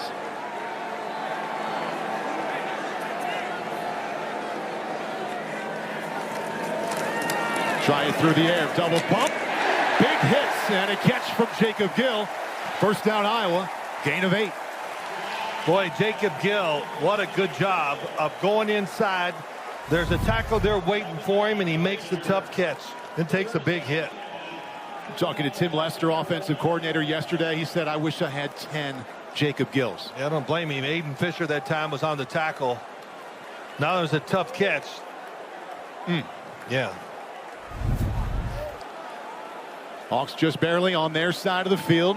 Big 1st down, though, for the Hawks. Keep the ball, keep that clock moving. Up the middle. And a handful more. Lewis Moore, top tackler of the safety. 4-yard gain. And this is the Iowa formula. Pick up a first down, go back to the ground game, and watch that clock bleed. I tell you, you know it. You lived it. You talked about it here. I've been talking to you about this game for probably 2 weeks or whatever. Well, you know what they're going to do. Yes, everybody knows what they're going to do. I don't know why they win so many games. As part of the formula. Because they're good at it. Kamari Moulton remains the tailback. Give it to him again. Well, that's a good tackle. At the 45-yard line. Keep that to a gain of 3. The linebacker, Elijah Hardy. Well, it's been easy to be impressed by the offense of Indiana, but this defense, these linebackers are everywhere.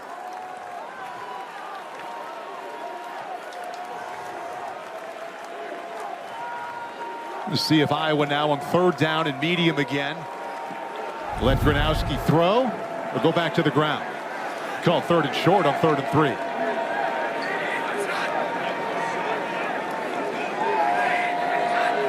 Linebacker blitz over the middle, tipped and incomplete. Jamari Sharp, the corner, well done. Yeah, very well done.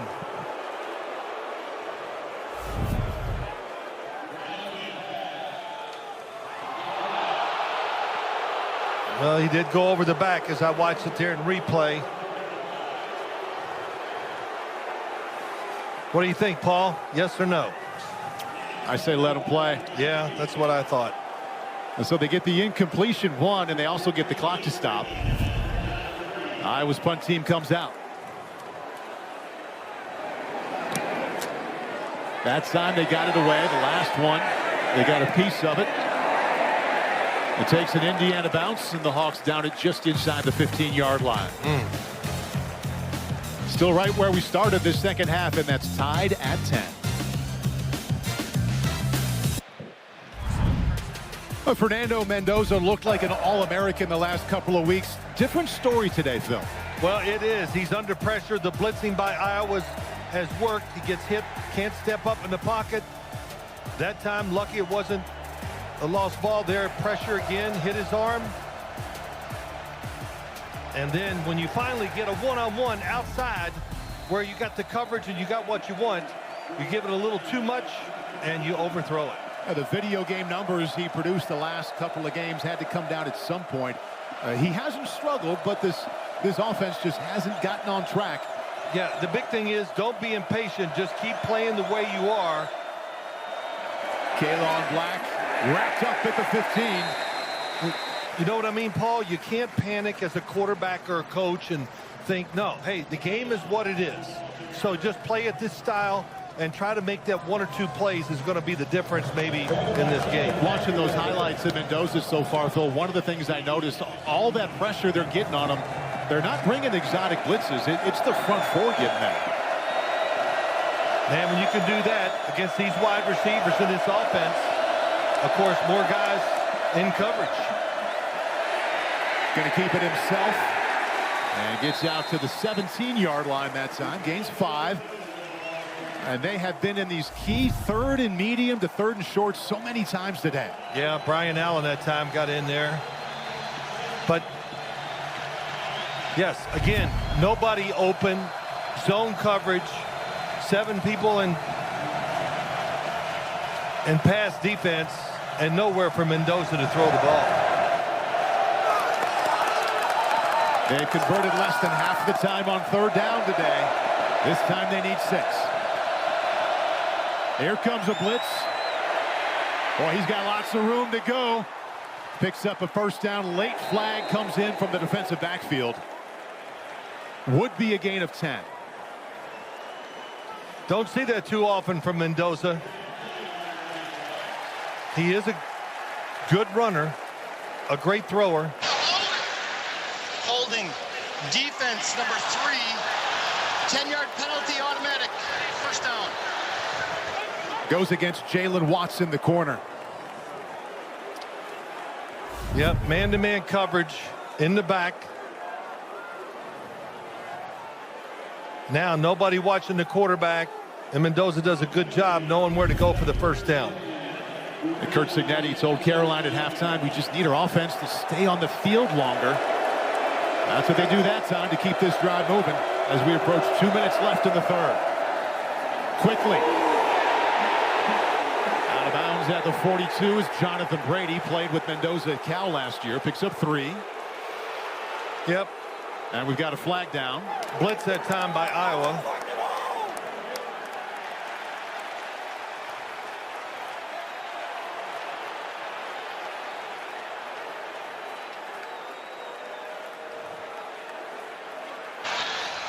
Holding. Offense. Number 19. 10-yard penalty. First down. That's tight end Holden Stays.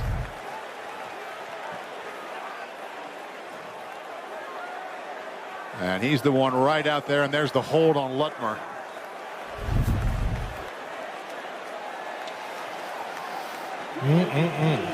Holden Stays in his third stop from Notre Dame to Tennessee. To Indiana, and they are way behind the sticks now, 1st and 20. Yeah, I just wonder what are they thinking? Like, they've been on such a roll with this offense and doing what they want to do. And they can't find that play or the system, whatever, right now that can just make them more consistent on the offensive side. We got 5 officials talking there on the 30-yard line. Right at the line of scrimmage. That meeting is broken up. Well, you got to have a place to go to dinner, so they were just wondering. Now they're all set and ready to go.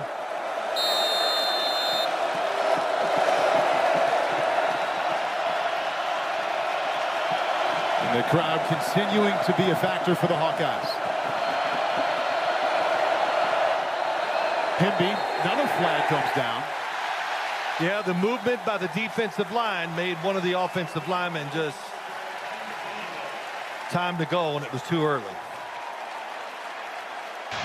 False start. Offense number 65. 5-yard penalty. First down. It's against left tackle Carter Smith. That is the loudest part of the stadium. Student section right on top of him. The left tackle 65 with the early start.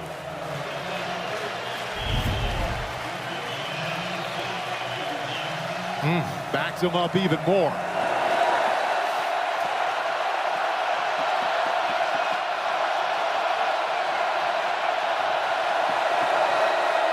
Himby, big gain up the middle. Got a big chunk back out to the 40. Intringer finally made the stop. He picks up 19. Well, good run, good job up front by the offensive line, and Indiana really showing a lot of patience in what they're doing. Intringer gets in there, gets the tackle. But you know what, Paul? They're not like panicking and trying to throw it every down.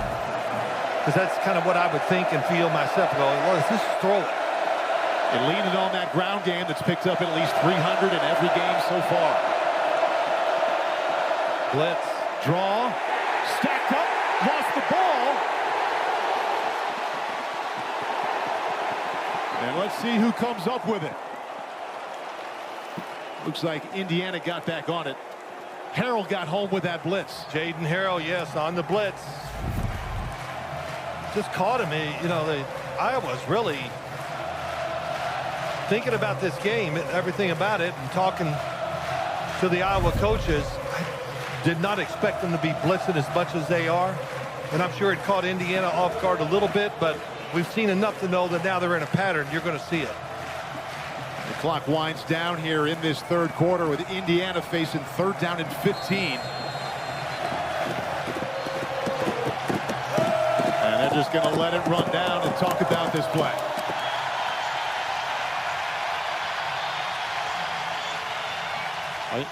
Indiana called timeout there. And let's go to the studio for a game break. Watch out, LSU, fellas. Ole Miss has won 30 of their last 33 home games. Trinidad Chambliss, he stepped in at quarterback, capping a 9-play, 69-yard drive to Caden Lee. Rebels up 10 heading in the second half. Ole Miss looking good down there. Of course they are. I mean, man, they're always an exciting team to watch. And, of course, tomorrow's a big Ole Miss guy, starting for the New York Giants, Jackson Dart. How about this third quarter, Paul? Is this one of the most exciting third quarters you ever watched?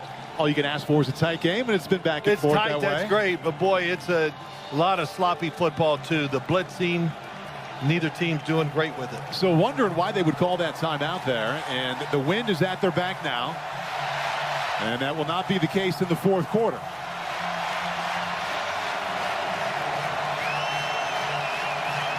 Boy, Fernando Mendoza been talked about a lot during the week. See if he can come up with an All-American kind of play here on 3rd and 15. Stands in, going to keep it himself, and there he goes. Knocked out of bounds right as he got there. Xavier Wampa arrived with authority. And now we've got extracurriculars and a flag. That hit looked legal to me. It looked like he was still in bounds, Mendoza, so.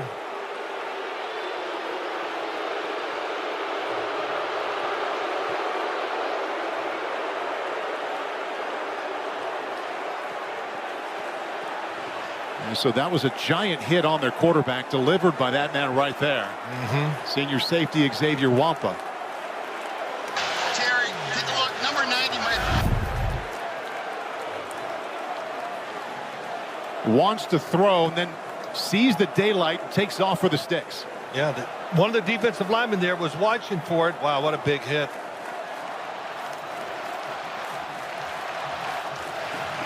Boy, that's right on the sideline. We've got a meeting of 5 or 6 officials on the 42-yard line. And Mendoza dealing with something on his right elbow there. Is it a rug burn? Is that ice? Yeah, it's not. The final play of the third quarter, an eventful one. You know, I want to go back to that, Paul.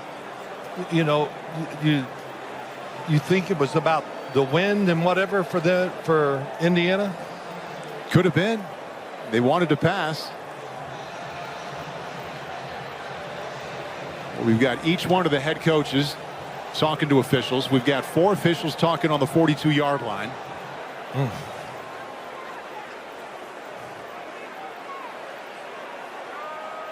And at some point here, referee Greg Blum will explain.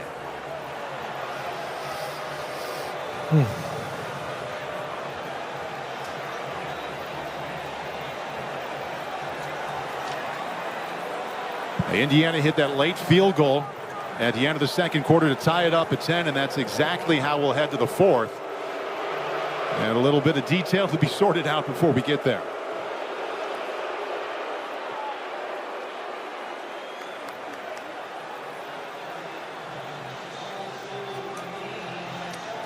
Let's bring Reggie Smith in here. Reggie, can you make sense of this scene here? Absolutely. Whenever you see a discussion of multiple officials, generally they're discussing an enforcement procedure based on time expiring in the second quarter. Well, here comes the call, Reg. Offside.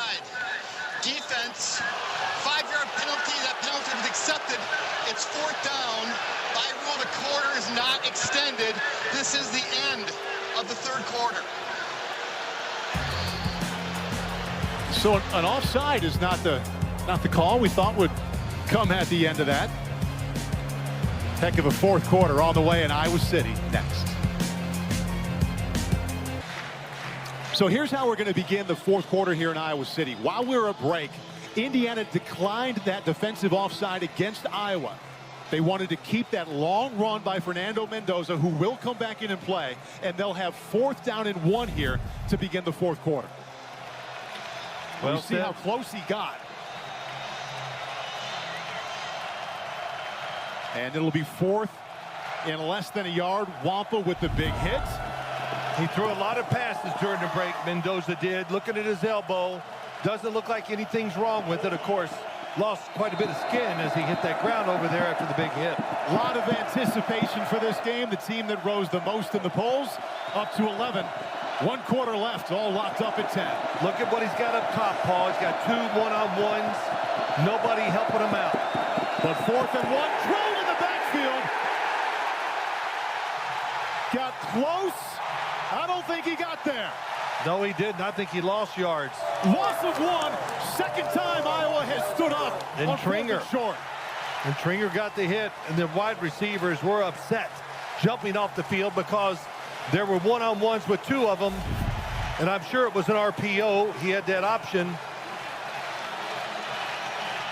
And Cohen Intringer, the safety, once again, the second time we've seen that.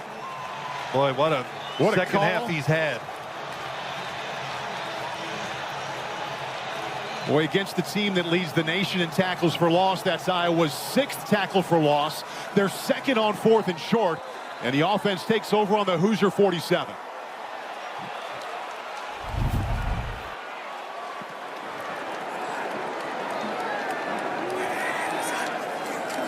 Fake to McNeil. Gronowski going low on the 36. Jacob Gill got it.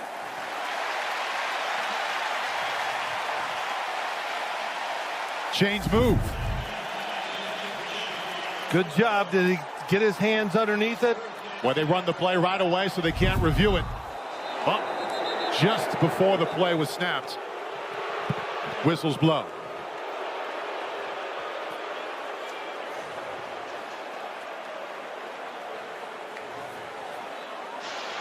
Prior to the snap, replay notified the crew that the previous play is under further video review. All right, Reggie Smith, after a quiet first half, we welcome you back in here. And we'll take a look here again at a play that was called complete to Jacob Gill, but the ball was awfully close to the ground. And you're absolutely right, Paul. The receiver gets his hands under it. But what's hard to tell from this low end zone angle is whether the tip of that ball hits the ground. We can't see here. It looks like Gill's hands are under the ball, protecting it from hitting the turf, but we just can't tell on the angles we've seen thus far. I believe they're going to uphold the ruling on the field of a catch. I thought on that first, go ahead, Reg. I can't say that it's clear and obvious that this ball hits the ground from the angles provided. That's why I believe they're going to uphold. Yeah, I thought this was the best look at it. Yeah, it does look like it hits his hands and pops up. And then as he goes to maybe secure the catch, hard to see. If we look again, guys, let's take a look at that one. It looked like his hand was in between the ball and the ground to bounce it back up there into his chest. Yes.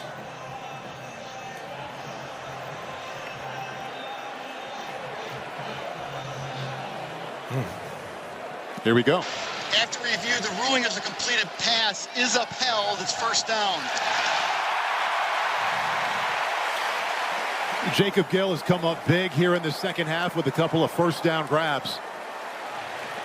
And now with the style Iowa plays, Phil, the way they've been playing defense, you think about Drew Stevens, who's hit 5 consecutive from 50 plus. This is playing in their hands right now. It sure is. So many opportunities where they've had the ball. Can they make that drive to really put the pressure on Indiana's offense, which I don't know if you need to make any more pressure on it. They're doing a great job. Give to McNeil.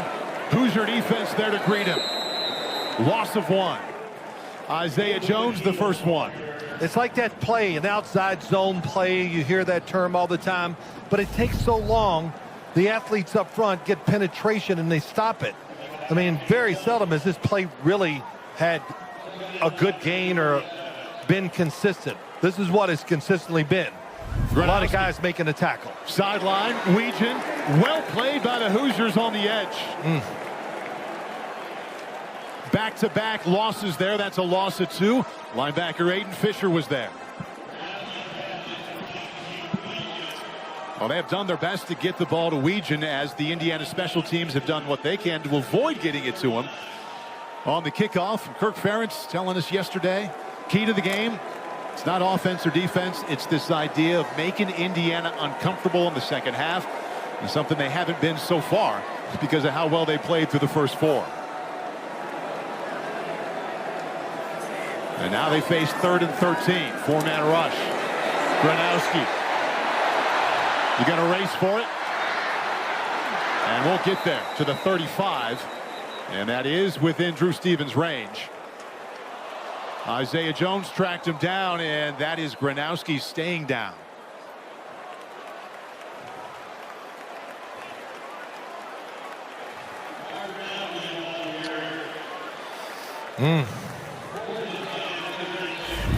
You know, a play like that, I'm watching him run, and I was almost like, if you're the quarterback, pull up and maybe look for the throw down the field. So Drew Stevens from 54 yards out, as I mentioned, 5 consecutive that he's made from beyond 50. Snap and hold are good. And so too is that field goal. Wow. Wow. Well, don't wonder they have such confidence in him. That would have been good from 70. Drew Stevens counts as one of the weapons for Kirk Ferentz. Comes through right there. Early in the fourth quarter, Iowa leads by 3.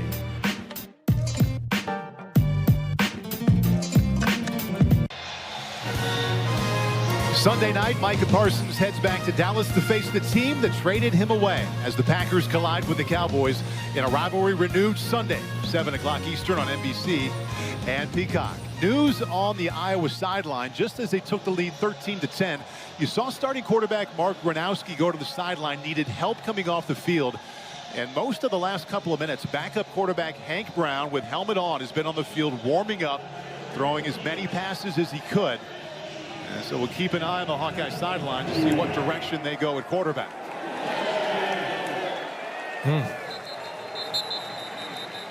Iowa's run defense so far today, Phil, has looked pretty good.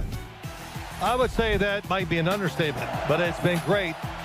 Just the pressure, blitzing, everything. That time TJ Hall gets in there. Then Lupner from the outside. And the key thing here is a couple of these plays, the last 2, have come on 4th and 1. Yeah, Intringer got in there. It's amazing. Just every player has had so many, I guess, say, quality plays to stifle this Indiana defense. Or offense, what I say. Himby with a gap off the left side, just tripped up. And he picks up 7. Cornerback Deshaun Lee made the stop. That was a huge gain if he got by Lee, that's for sure. And so this offense that came in averaging over 50 points per game, over 500 yards of offense per game, down 3, and Mark Gronowski is inside that set on the Iowa sideline. Fake to Himby, and Mendoza spins out, and he picks up a Hoosier first. Gain of 6. Yeah, he earned that 6 yards, I'll tell you that. And he's been running from the pocket a little more. And linebacker Jaden Harrell is the injured Hawkeye. First-year starting linebacker for Phil Parker. Wears number 41. He got tangled up down low there. And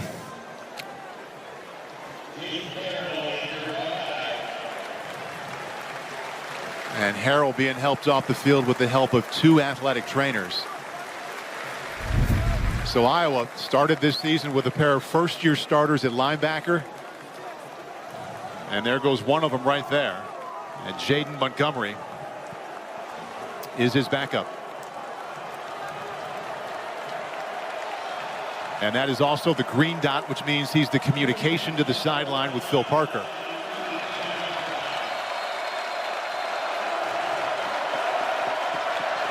So Jaden Montgomery comes in. Junior from Wisconsin, only 3 tackles so far this season. Tight coverage on the outside. Mendoza. And he just fires that one away. A win for the Iowa defense.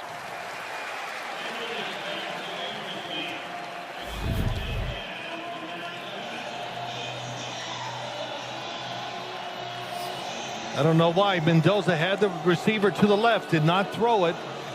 Pulled it down and made a throw a little too late to the right side. And there is a flag down on the 40-yard line. There's no foul for linemen downfield. The quarterback is legally throwing the ball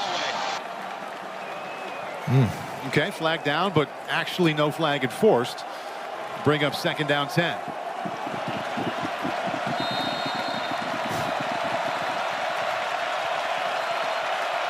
Mendoza right now, a very modest 8 out of 14 for just 101 yards. Yeah, they just have, so far, just nothing deep down the field. Linebacker blitz. Mendoza drilled and put it right on the money. What a strike to Elijah Surratt.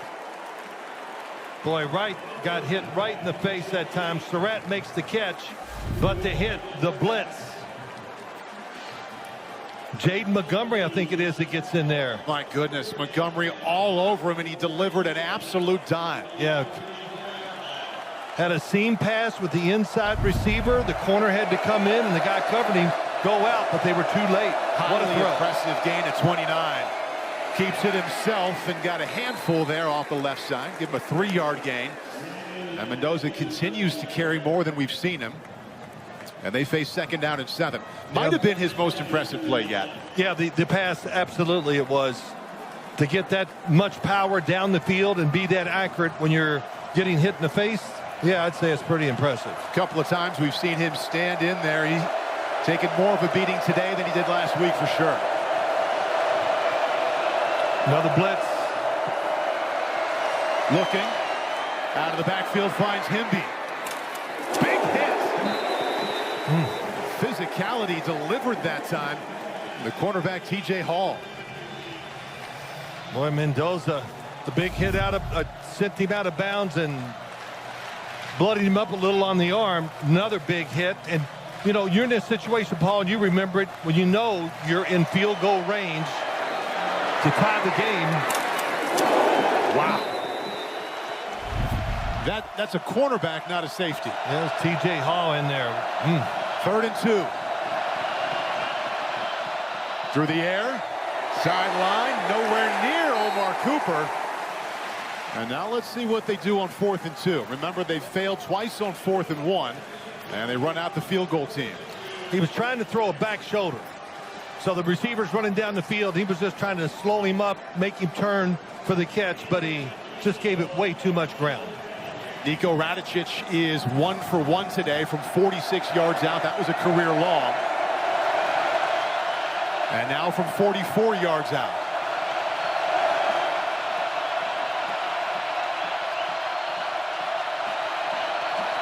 Snap and hold are good. The kick is up. And that is money right down the middle. And we are back to a tie game.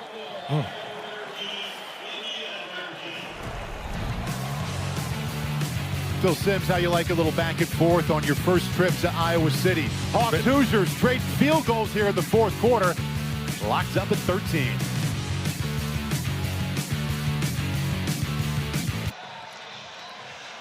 The Ryder Cup is live from Bethpage Black Golf Course in New York, where America's best take on Europe's elite golfers. Tomorrow, 12 p.m. Eastern on NBC and Peacock.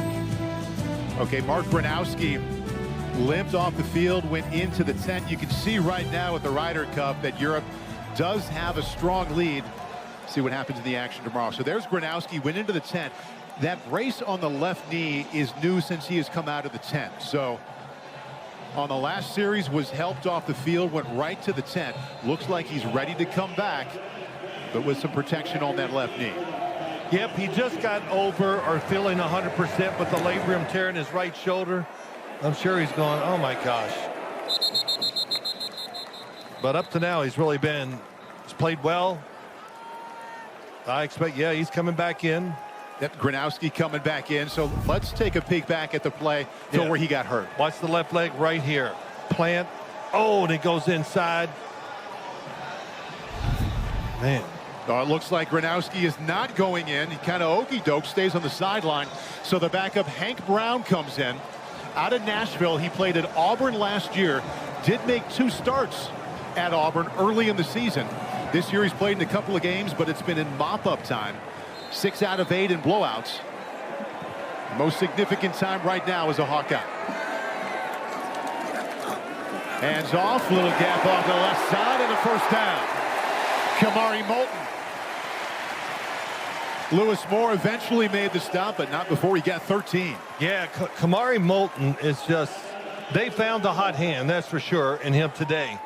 But the offensive line just gave him a running lane to get out there and pick up those yards. You see what Hank Brown has done in those 2 games, 6 out of 8, but they came when the game was out of hand against Albany and UMass. It has not been in a tight situation yet this season. Right back to Moulton. Good tackle as he got to the line of scrimmage. Okay, so Gronowski looked like he was coming in. That was a gain of 1. Wheeler made the stop, so Gronowski right to the bike. Again, the brace on the left knee is new after that last play of the final series. Helmet remains on, and we'll keep our eyes on him. Trying to stay loose. Maybe he can get it to where it feels. If you ride that bike enough, get enough blood in that knee, that you feel good enough to go back in the game. Bolton is out. McNeil now the tailback. First time to pass for Brown. Weegan cuts back. There he goes. Iowa's fastest wideout picks up a first down. What a play. 19-yard gain. Yeah, Paul, what a play, though. The boot to the right side, then throw it all the way back across the field.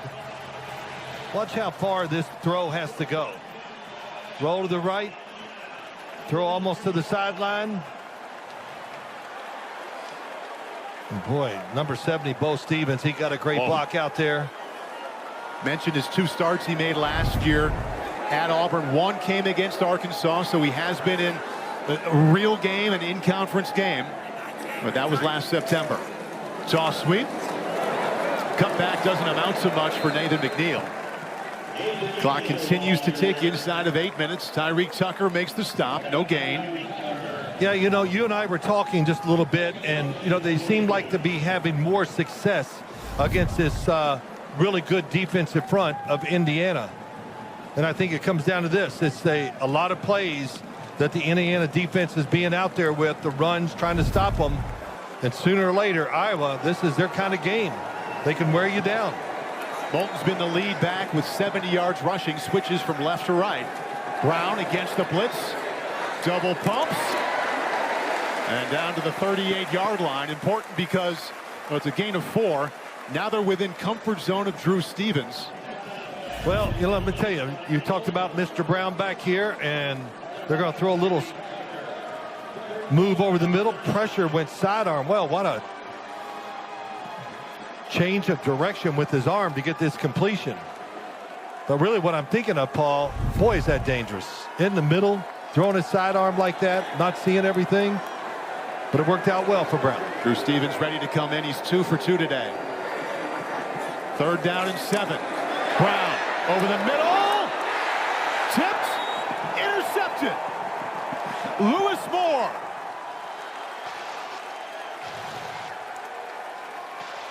On the field was an interception. Indiana ball.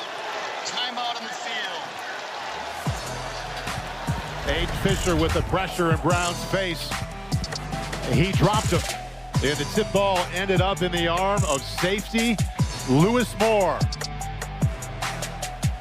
6:27 left. Iowa 13, Indiana 13.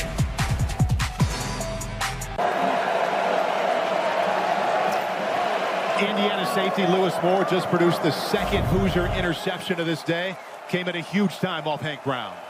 Yeah, Mario Landino got in there, got some pressure. Lewis Moore on the other side. Ball's tipped. And it's caught. Aiden Fisher did an awesome job, too, on that play to cause the interception. Himby right up the middle. You combine what we're seeing here, Phil, and that's a tie game. A little over 6 minutes left with the conversation about Indiana this week. And that's the fact that Fernando Mendoza was the leading candidate for the Heisman Trophy. And I know it's late September, but that's how he vaulted after the last game. A lot of good moments coming up here for him to show that in the last 6 minutes. Yeah, you know, listen, this is one of those games you fight your way through it.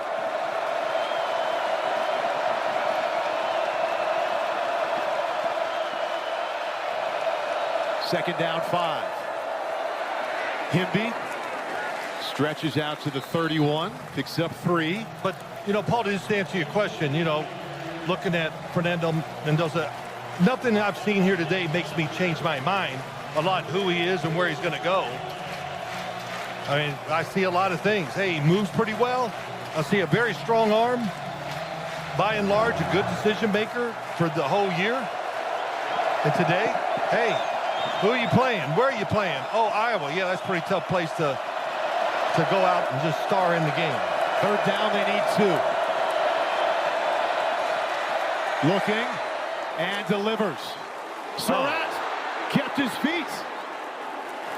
All Big Ten wide receiver making a big play, setting them up inside of Iowa territory. Well, that's what they haven't had in today's game. A throw, a catch, and run after the catch for good yards.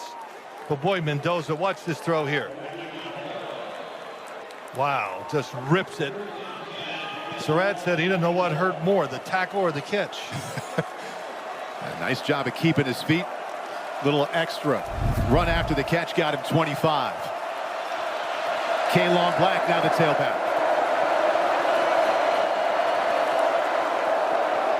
Hit in the backfield, got back to the line of scrimmage, but that's it.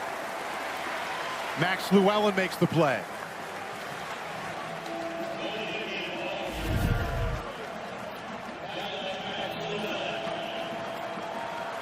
Oh, man, just right around. Good job, Llewellyn.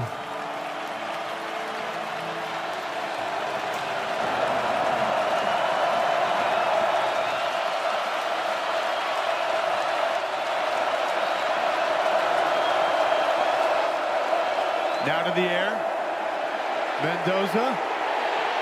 Flag is down as he throws. Incomplete.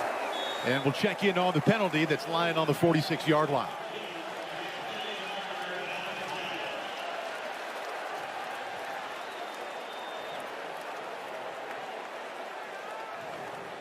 Holding. Offense. Number 8. 10-yard penalty. Second down. That was huge as Indiana was creeping into field goal territory. Let's see, number 6 come in there. Yep, Tim has been back there all day. Zach Lutmer just causing the pressure that leads to the hold. Mendoza right now 11 out of 18 for $160 and facing second down 20.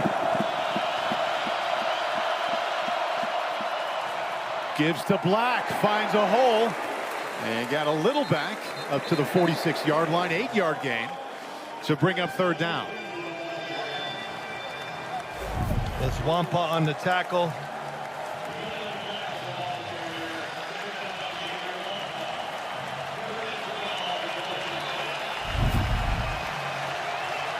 Third down and 12 for the team that made the biggest jump in the rankings this week. Indiana all tied with Iowa here in Iowa City as we approach the 3-minute mark. Oh, wow. Safety Here comes blitz a from way blitz. back. Mendoza, middle, interception. Zach Lutmer. And he's got blockers.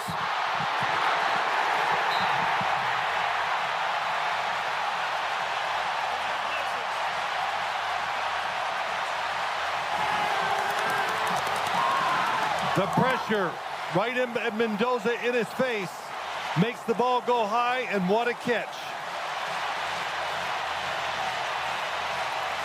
Intringer, I think, was one. Wampa was the other. Fernando Mendoza throws his first interception of the season. Zach Lutmer with the pick and the run. And Iowa already is well within Drew Stevens' range. Watch the two blitzers. Here they come. Boy, good timing. Hit him. Oh, and he has to, when he falls back. Boy, he makes a really strong throw, but it's just too high. And what a great job catching the interception and the run afterwards. Hank Brown remains the quarterback for Iowa, the second series, and dragging tacklers for a good gain.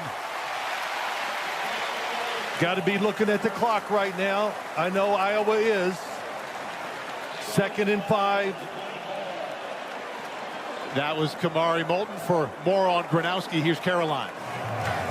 Well, Mark Gronowski is officially questionable, according to the team. You've seen him dealing with that injury. He spent 10 minutes in the tent. He has been working with a team doctor. When he was on the bike, he was talking to that team doctor as well. He's been jogging up and down the sideline intermittently. He's left his helmet on the whole time and been working with his teammates, being that extra coach on the field that the coaching staff told us he is all week.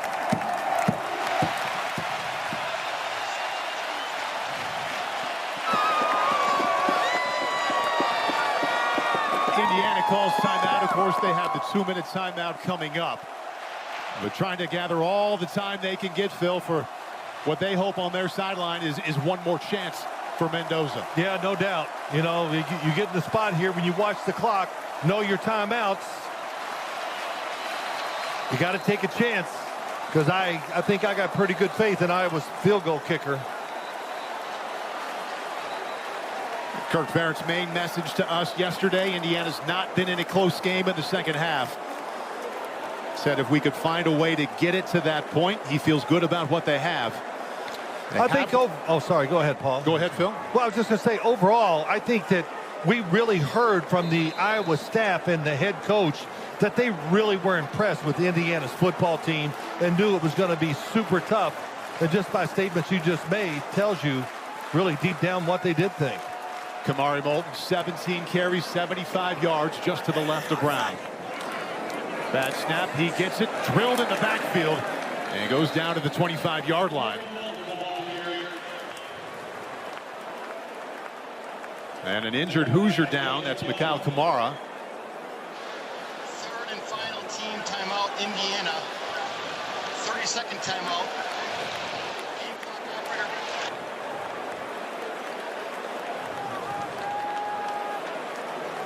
Game clock operator, please set the game clock to 2:08. 2:08. So Indiana now out of timeouts. The 2-minute timeout is coming up. So coming up tonight, looking forward to what's on tap at Happy Valley. Number 6 Oregon paying a visit to number 3 Penn State on a whiteout in Happy Valley. 7:30 on NBC and Peacock. Somebody's asking me up here, Paul, will Iowa throw the football? I don't think so. I think that's your answer. And if it is a throw, it's going to be, well, I'm not going to say, it has to be a screen at most. Why would you take a chance? Well, they've got a lot of faith in Drew Stevens. He's 2 out of 2 today. And 3rd down and 5. The back, of course, Kamari Moulton. Stevens awaits.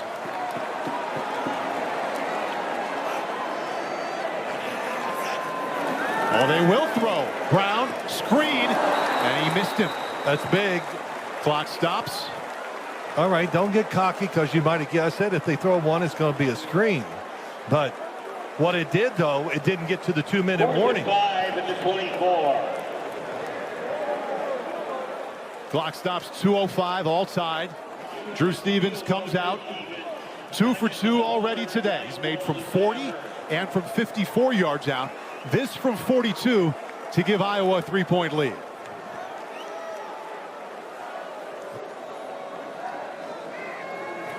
Snap and hold are good. The kick is up. And he missed it.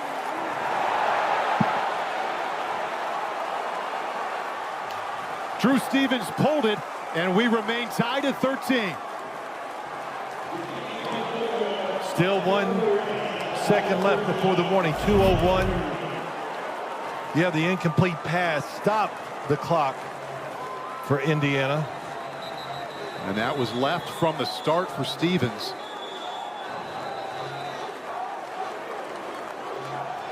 He was 9 for 11 on the season, and an untimely miss for Stevens and Kirk Ferentz, and now Phil Parker's defense will go back to work.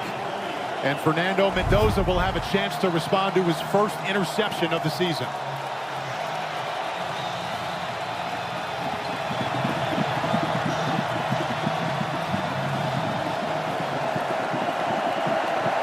Mendoza begins this drive 11 out of 19.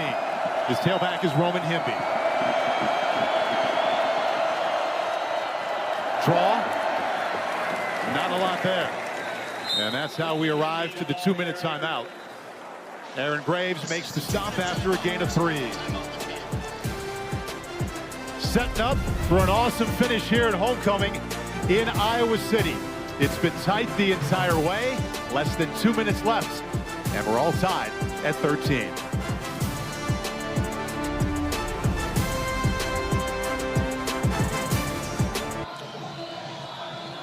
Fernando Mendoza, Drew Stevens have been a big part of the story here in the back half of the fourth quarter. Let's take a look.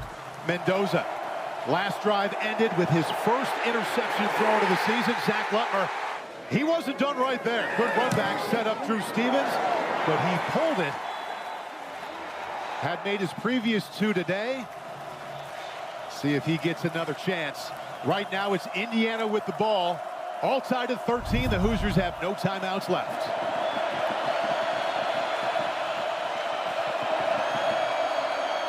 Mendoza, sideline, got him. Big gain down to the 48-yard line. Elijah Surratt, his top target, gets 25. What a throw, what a route. Watch Surratt. Outside, he knows the football. He's covered, so he looks for the back shoulder, makes the catch, and what a throw by Mendoza. Quickly, Cooper off his fingertips. 2nd and 10, clock stops, 1:41 left. What would you say, Paul? That last throw and catch by Mendoza would be the throw of the day for him. Well, he's had some candidates here with people in his face here throwing the ball downfield. Yeah, that time he had good protection, nobody in front, and he could really put it exactly where he wanted it, and it was. Just saw Nico Radicic on the sideline, 2 for 2 today from 46 and 44 yards out. Here comes a blitz. Mendoza in his face, threw it away. Just got that one off. 1:36 left, 3rd and 10. So the defensive coordinator for the Iowa Hawkeyes, Phil Parker, he has got a lot of stuff up his sleeve. That time, just a terrific blitz. No way they could pick it up, and Mendoza, lucky that he didn't throw it where it could be intercepted. Boy, they have turned up the heat in the second half with linebacker and safety and corner blitzes. Yeah. Much more than they did in the first. And you said it right. He is taking, yeah, they got in his face, but he's taking some big hits.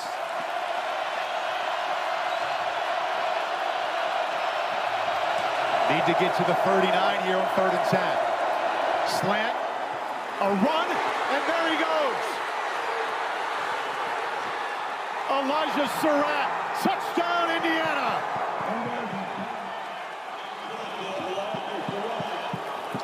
That was a all-out blitz. Everybody, one-on-one coverage.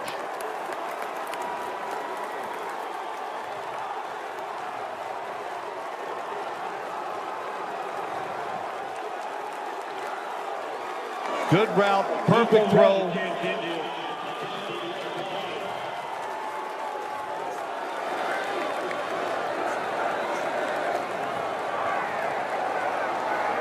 Third and 10 leads to the touchdown for Elijah Surratt. Extra point gives Indiana a 7-point lead with $1:28 left. Well, this is all out. Everybody on the blitz. One-on-one coverage in the backfield. Surratt.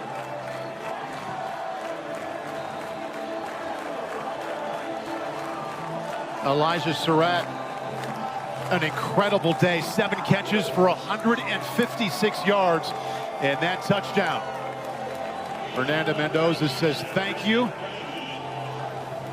And the Iowa fans have 1:28 left.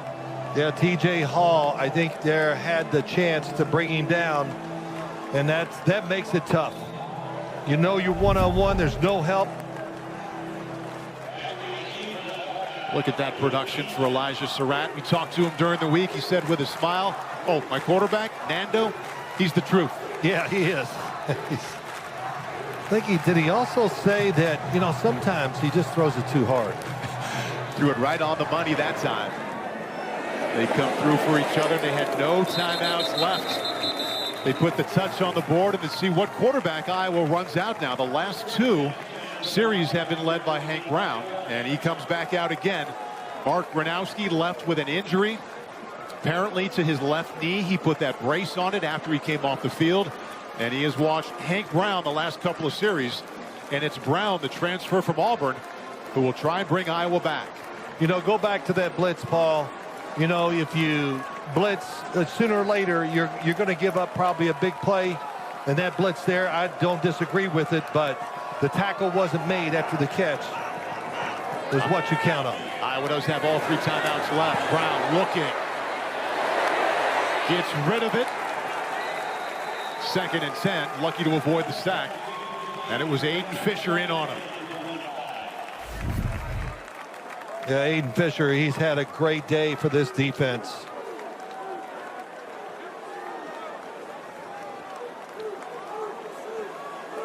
We talked about Iowa blitzing quite a bit, and Indiana's linebackers have had the green light to do the same. Kirk Ferentz facing 2nd down and 10 with his backup quarterback. Another blitz. Brown near the 30-yard line, short completion. They get 5. Again, Iowa cannot stop the clock. Von Nami, the tight end. Pardon me, Iowa has all 3 timeouts left. It's Indiana with no timeouts. Hawkeyes hanging on to him. Another completion out to the 40. This time it's Phillips. Wow, Sam Phillips, that was a nice catch. That football, Brown can throw it, so he gets an opportunity. He can get it down the field for a big completion. All 3 in their pocket. Brown, well protected. Back across the middle, almost a catch. Fingertips of Jacob Gill. 44 seconds left. Yep, Jacob Gill in a good position.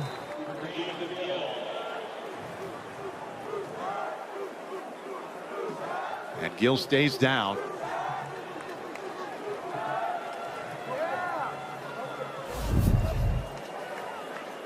He's had a big afternoon so far for the Hawks.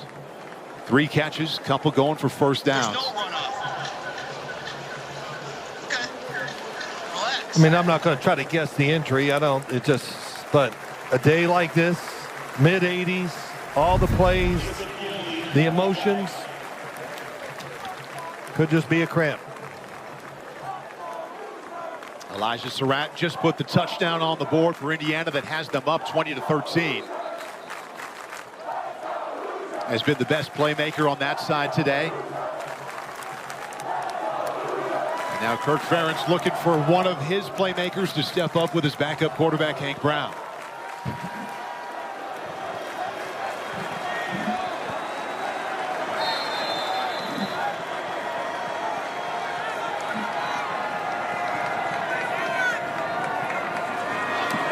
Only bring 3. Brown. And a completion just inside the 50. Hawks do have those 3 timeouts. They're hustling up to the ball. Great job by Dayton Howard just coming back for the catch. Clock ticking. 35. Brown. And the clock stops now with 31 seconds left. It's back up to the last completion, Phil. His best play yet. Yeah, it really was. Going down the field. And then here comes the football. Oh, man, yes, run. 2 guys making the going for it. Dayton Howard with that catch. Iowa now working inside of Indiana territory.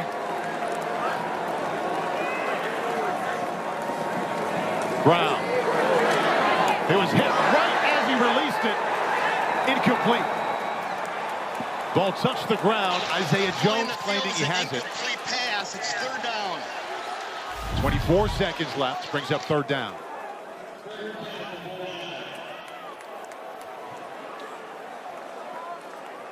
And Brown coming in, yes, making throws. Got to get rid of it just a hair quicker. Too much pressure. They're only rushing 4, maybe 3. The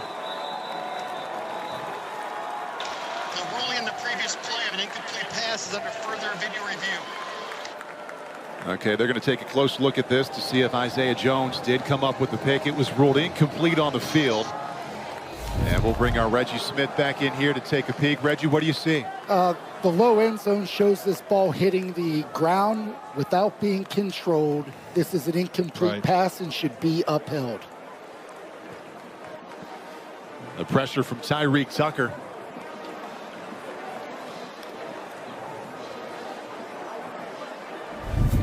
And that looks like, as Reggie pointed out, looks like it will remain an incomplete pass. So, Phil, you're looking at Iowa now, 3 timeouts left, just inside of Indiana territory, and down 7. Well, it's easy what to say to do. You got to get the ball down the field. There's many ways to do it. And, you know, the first thing is to make sure you're not getting blitzed and you won't protect it. So do you have enough guys? Keep the running back in, the tight end, whatever. But the other guys, you know, they call it run down the field and let the quarterback maybe manipulate it just a little bit with the look. Look left, turn, and throw right. Because I would think Indiana's defense is going to play somewhat safe. So again, in a quarterback, it is Hank Brown. He spent his first 2 years collegiately at Auburn, transferred this season to Iowa before the start of the season, and is the backup, but Mark Gronowski has been out. You know, I kind of say that. After review, the ruling of an incomplete pass is upheld. It's 3rd down. Okay. I'm going back to what Tim Lester said about the offense and how he likes to throw the vertical passes and all that. And that's what you need to see here. You need a big game. You need a touchdown. Gronowski went out earlier in this 4th quarter. This is the 3rd series being engineered by Brown. 3rd down 10.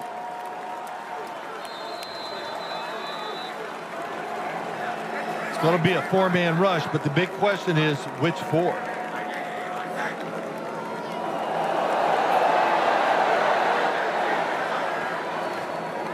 It is 4. Brown, sideline.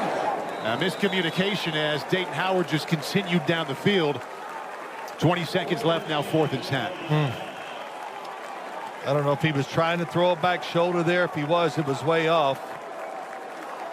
But now, no matter what, 4th down, you take a chance. Comes down to this for Iowa. They had the lead earlier in this second half. They had it tied at 13. Indiana just went down and scored, and it comes down to this for Iowa's chances. 4-man rush. Brown, middle, incomplete. Turnover on downs. That was the play you've been looking for. He had it. Just threw it too hard and high a little bit. 4 consecutive incompletions for Brown. And Indiana will just take a knee. Oh. Yep, just too high.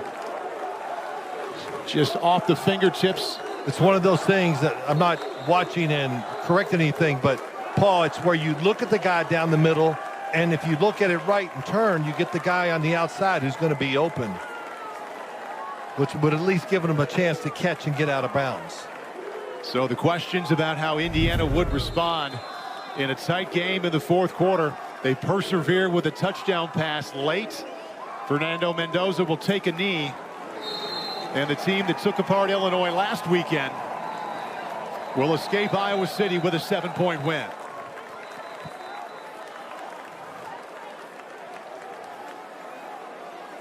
First team charge timeout, Iowa. 30-second timeout.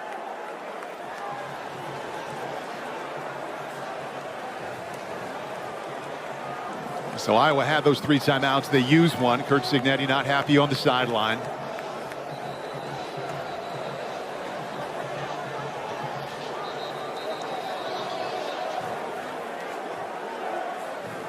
And he'll have plenty of coaching points, Phil, but you got to win games like this in a tough environment late in the 4th quarter. So we go back to Mendoza. Last time they had the ball, finds Surratt, breaks the tackle, and off he goes. That was the decisive score. That's the final play. Yeah.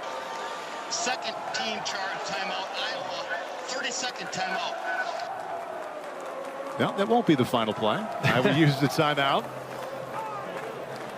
And Curt Cignetti continuing to find reasons on the sideline to coach him up. Yeah, I don't know what it is, but yes, he's upset.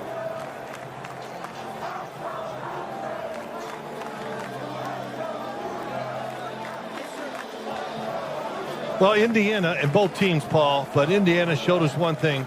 They can play a game when it's rough and not going their way. And it didn't go their way today, and I give Iowa all the credit. their defense. I thought Gronowski there for quite a bit. I said, man, they got the right game plan here on offense and defense. Yeah, a lot for both teams to feel good about. But in the end, a lot of faces like that here in Kinnick Stadium. Indiana made the biggest play late in this fourth quarter. And they take a knee. And Iowa could stop it again. I mean, Mendoza, go back there and take a knee. Stood up. He could have gotten really hit from behind. Clocks go to zeros. And Indiana's first Big Ten game on the road was a thriller. Please put 3 seconds on the game clock. 3 seconds. Timeout, Iowa, their third and final. 30-second timeout. Okay, so that was their final one. 3 seconds left. Fourth down. Let's take a look and see what Indiana has here coming up. They will stay perfect on the season. Wow. Bye week. That'll be a big one at Oregon. Again, Oregon plays tonight on NBC and Peacock at Penn State. And that's what the Hoosiers have. They also have number 3 Penn State early November.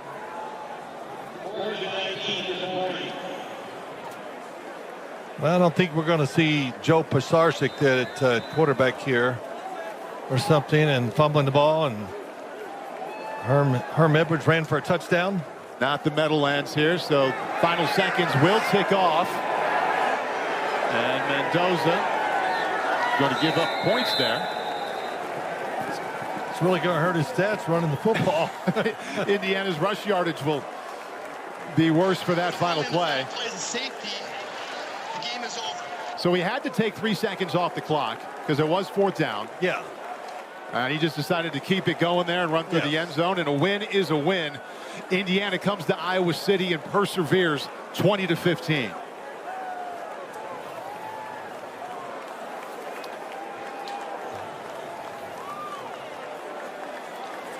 I think a lot of people, if they watch this game, Paul, today, if you're a fan, that you're going to sit there and look and think, I think you're going to think more highly of Iowa and what they saw from their football team. Curt Cignetti, the winning head coach with Carolina. Coach, you told us you would have to earn this win. How did your team do that today? Whew. We hung in there. We're resilient, you know, backs against the wall, not making plays that can be made. I give Iowa a lot of credit. And we just hung in there and we made the play when we had to and got to stop at the end when we needed to. And then I need a clarification on what victory delay means. What did Fernando Mendoza show you today? He made the play when we needed the play. Now he'll watch the tape and he'll see some things that he could have done better, perhaps. But it's a good defensive football team, and it's a big road win. This was your first time in Kinnick Stadium. What will you remember most about this win? Surratt running into the end zone at the end of the game. Thank you, Coach. Thank you. Paul? It's a good memory for Curt Cignetti. Surratt, 7 catches, $156, and the game-winning touchdown. Caught the quick slant, broke a tackle, and he was off. And that turned out to be the difference in the game. Well, it was fun to watch, and it was a battle big time from both sides. Caroline now with Fernando Mendoza. Fernando, it took the full 60 minutes, but you came out on top. What stands out about the way you closed out this game? Yeah, first of all, I want to thank God and thank Ms. Pineda for having me on here. Like you say, it takes all 60 minutes, whether, you know, it's a great game for us against Illinois or it's a great one here in Iowa. No matter what it is, we're 1-0 in the week. I'm extremely proud of my teammates. Offense, defense, special teams put a fantastic performance. There's a lot to clean up, especially on my part. I had to give my receivers and offense a better chance to score more points. However, extremely grateful for all of our teammates sticking in there, hanging in there, and showing the grittiness and toughness and takes what it wins against a fantastic opponent, the Hawkeyes. Well, you did give Elijah Surratt what he needed on that touchdown to win the game. What did you see on that play? They call him Waffle House for a reason. Waffle House, 24 hours a day, he's always open. So especially in a cover zero situation like that, I know that he's going to win. Earlier in the game, we actually had the same look, and we went to the sideline, we communicated. I think that's what's so great about our offensive just our whole group, the offensive line, tight ends, running backs, receivers, we'll all go back, we'll fix our mistakes, and I know we'll be better for next week, or we have a bye week, but the next week at Oregon. This was your first road game as an Indiana Hoosier. What will you remember about this atmosphere and this win? Fantastic atmosphere here at Iowa. I remember all our teammates coming together. It wasn't the prettiest, but it was just a band of brothers, and the boys winning it in the fourth quarter together, sticking together through the good, the bad, and the ugly, and all that matters, we got the win. And, you know, hats off to Iowa. Fantastic defense, fantastic opponent. Thanks, Fernando. Thanks so much. God bless. Paul? Caroline, Fernando, thank you very much. He recognized that cover zero, found the right man, and he took care of the rest. Elijah Surratt with a game-winning touchdown. Thanks for watching Big Ten Saturday on Peacock, presented by Liberty Mutual. This evening, don't forget, number 6 Oregon taking on number 3 Penn State. Coverage is already underway, and kickoff is at 7:30 Eastern. It's Big Ten Saturday nights only on NBC and Peacock. Fernando Mendoza had reason to smile. Elijah Surratt made that play at the end, and in the end, Iowa's fans looked like that. Final play of the game was an almost. The Hoosiers come out with a 5-point win. For Caroline Pineda, Phil Sims, and our entire crew, I'm Paul Burmeister. Thanks for being with us here in Iowa City.